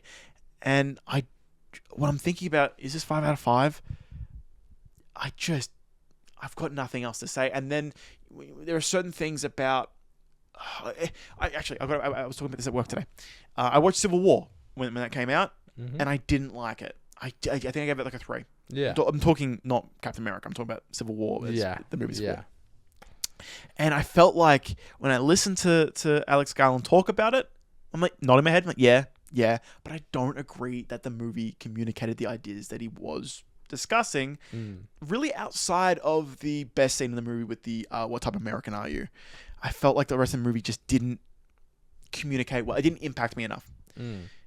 And when you're talking about revolution, you're talking about these ideas of modern America, a lot of times what they do is they cop out and they go, oh, they're doing something so ridiculous you wouldn't believe, right? And I was waiting for that in this movie, that of, what are they doing? That's really bad. What's the fantasy element of this? What's the unrealistic part? That never came. It was just America. And it was just, okay. There's things about capitalism. There's things about immigration. What's the thing that's going to showcase that it's so bad, like you wouldn't believe? Oh no, There was not. it's just as if it was filmed on location, because right now is as bad as it is in a movie. It is that much of, like, it should be satire, right? It should be the punchline of a joke of imagine us being okay with this. And I was ready for the movie to kind of cheat. And it didn't. And I was genuinely taken aback when I got hour and a half in. I'm like, it's not going to cheat. This is committing to it. And when the credit, it had a few specific things that it set up. I'm like, you got to somehow pay that off. When the credits rolled, I'm like, yeah, you made a promise at the start of the movie and you fucking paid it off. And when I'm thinking about what's a 5 out of 5, having my heart skipped a beat. It felt like it was going off tilt. It was just like, oh, something's wrong here. And if a movie can do that, if a movie can move me like that, which I'm pretty sterile when I watch things. I'm pretty just, okay, that was generally a life-changing experience. And walks home like nothing ever happened. Yeah, and then I'm watching this and I'm like, yeah, okay, that's doing something. So that's my number one. Yeah, my number one for the year. Yeah, I got to get onto that then. My goodness. Yeah, cool. Now we are running, I think, overtime. So I think we will do JJK next week. Yeah, that works. Because we've got three episodes. I think we could talk about it for 50 minutes, which I think the season's still going. So and next week's episode, we both know what's coming, right? So I think we might even put like her on the thumbnail. So that will be that. I do want to end off with the TikTok game, which is not too long. This is where I want to do a game at the end of each episode that we can take part in. You guys can take part in, where for today it is going to be ranking what our top 5 will be in designated categories. So it will be we go in snake order, where one of us will flip a coin. Go do 1, then 2, then 2, and we basically do that until we both have 5 in 5 categories. It's a little complicated. We'll get better at explaining the games that we do, but we looked at the podcasts that we like to watch, and so Otaku Anonymous, Escape Pod, there's a bunch of other ones that I watch that we've got listed down. And what I love is these interactable games that you guys can take part in. You can judge us with like, what the fuck? Why are you picking that? Right? There'll be a lot of that. Okay, cool. So I'll get Siri to flip a coin. Right. Heads, you go first. Tails, I go first. Siri, flip a coin. Heads. So you go first, which it's not very good. But starting with movie? No, we're starting with just movie, non-comic book movie. So I'll get the categories out of the way. It is non-comic book movie, anime, game, comic book movie, TV show. We were thinking about adding manga, but then it complicates it too much for today. So just these 5. What is your movie? Non-comic book movie. Yeah, for number 1. For the big 2026? Yeah. It's Dune. All right, cool. Dune 3. It's going to be the finale we all need. So you've gone Dune. Sweet. That makes it easy for me. So I'll go do my pick, and then I'll do the next one, and we'll go in like order like that. So my one, easy. Gonna go The Odyssey. When we're talking about movies, even comic book movies, these are both our 2 movies of the year. This is in my list. In my list, it literally says Dune 1, Odyssey 2. Like, it was just whoever went first would have got the other one. Yeah, literally. Cool. Sweet. I'll do that later. For my anime, this is again, it's just a 2-horse race. I'm going to Jujutsu Kaisen season 3. Really? See, I'm going to go Frieren season 2. Cool. Yours is 12 episodes. Maybe 10. That's all it needs. Yeah. It doesn't need anything else. I'm potentially get 2 calls. So, yeah. Let me write yours down. So we've got. Yeah, you just write it down. You send it to me later. So yeah. We've got JJK for Charles. Yeah. I picked JJK. Look, it just because I'm counting call 1 and 2, and I know what's coming. And see, I know what's coming with JJK, but I have such faith in Frieren. Like, I adore the first season. It's a 10 out of 10. I just think they're going to deliver again. Cool. And I think because I know you, I'm gonna win the rest of this. Like we'll go over them. We'll go over them together. We'll recap. Okay. But my game is GTA 6. Are you going first on this one? It goes you first, then I get 2, then you get 2, then I get the last one. Yes. So I've got GTA 6. Crap. Yeah. Crap. Can GTA 6 be delayed? And then I'll win. Hey, look, I've got inside sources that say it might be delayed, but that's not what the release date is right now. Yeah. So, all right, go pick a game. I'm gonna go with Lego Batman. I think it's there. So Lego Batman was my third pick. Like it was Yeah, Halo, Lego Batman. I think I have issues with Halo. It's gonna be one of my personal favorites for the year. But I think quality wise, Lego Batman has the potential to like really sweep for a game this year. Sweet. So now you go comic book movie of the year. Batman. That's not this year. Batman Nightfall. Is that the one you're doing? No. The Batman's 2027. Don't remind me. So come on. Have a look. Give me a look. I don't want to say something and then miss something, you know? Yeah. It's Avengers Doomsday. Oh, yeah. Right. This is why I think I'm going to win, because I think I know you. Yeah, you know exactly. You should have just said it for me. You know what I'm going to pick. I'm going to pick Supergirl. Yes, I know it. I'm gonna Sweet. pick Supergirl. Which means I get to go. So you've done your 2 games. Yeah. Which then gives me Spider-Man. Yeah. Spider-Man will do numbers. Sweet. I think we're not doing box office games next week. Yeah. But we're just going like, you have that. Yeah. But Supergirl. Fuck, I read you to fucking tea. I just know the comic that they're adapting is fucking. I know, but I was just like, I hope he gives me that. And then TV show, fuck, they weren't that many. Just regular TV shows? No, all TV shows, which includes comic. Can I say another anime? No. what anime would have been? Frieren times 2 again. So it's like Expedition 33 all over. So again. I'm gonna, because you've read it, I haven't, and this counts. I'm gonna say Invincible season 4. Ooh, that finishes off me. Pick. That's a very good. Which pick. gives you a pretty fucking like. Yeah, let me have a little look see here. Ooh, oh, wow, X-Men. Okay, cool. X-Men. Okay. So, do you have them all written down now? Just, yes. Sorry, yes, go over yours. What were yours again? So, well, I say I have them all written down. I'm in the process of writing the last 2. Okay. So for the beginning, yep. For non-comic book movies, I've gone Dune. You've gone Odyssey. Yep. And then for our animes, you've gone JJK. I've gone Frieren. Yep. For our games, you've gone GTA 6. I've gone Lego Batman. And then for our superhero movies, you've gone Spider-Man. I've gone Supergirl. And then to cap things off, you've got Invincible and I've got X-Men. That's all right. I think we've done pretty well. So we will keep track of these, and then later down the line, we'll revisit this hopefully and go, oh, look, were these all good? We might just even do like a IMDb score or something and go, what were they any good or something? I've got my ideal list here. Like this is, other than the games, these are all what I'm expecting to be my favorite things. The only thing is like, damn, he got Dune, but my option is the Odyssey. So I think I'm like, oh, fucking... Oh no, Chris Nolan, oh no. Steak too juicy, too buttery. Oh, right? Like... Coming off the back of Oppenheimer. Oh. Yeah, which is my favorite. So my favorite movie of all time is Oppenheimer. Yeah. My second favorite movie of all time is Dune Part 2. Yeah.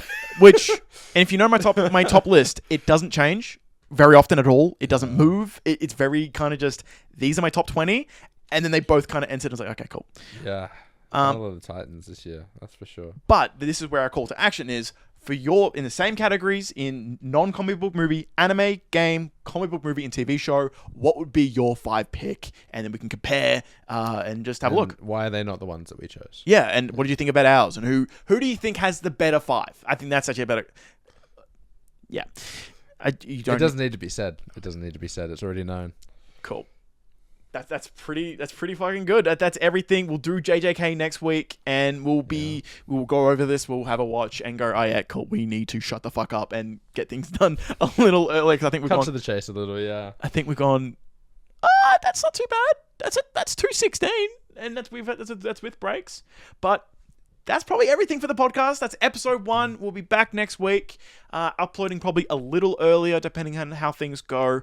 I'm meant to be losing internet at 9:30, and I've still got internet. So well, we're up. yeah, we're up. We're very up. Thank you so much for watching and listening on Spotify. They're the two platforms we're going to be doing is YouTube and Spotify. Yeah, YouTube and Spotify. And Keep it eventually, keep it spiraling. Eventually moving to iTunes once we get things organized.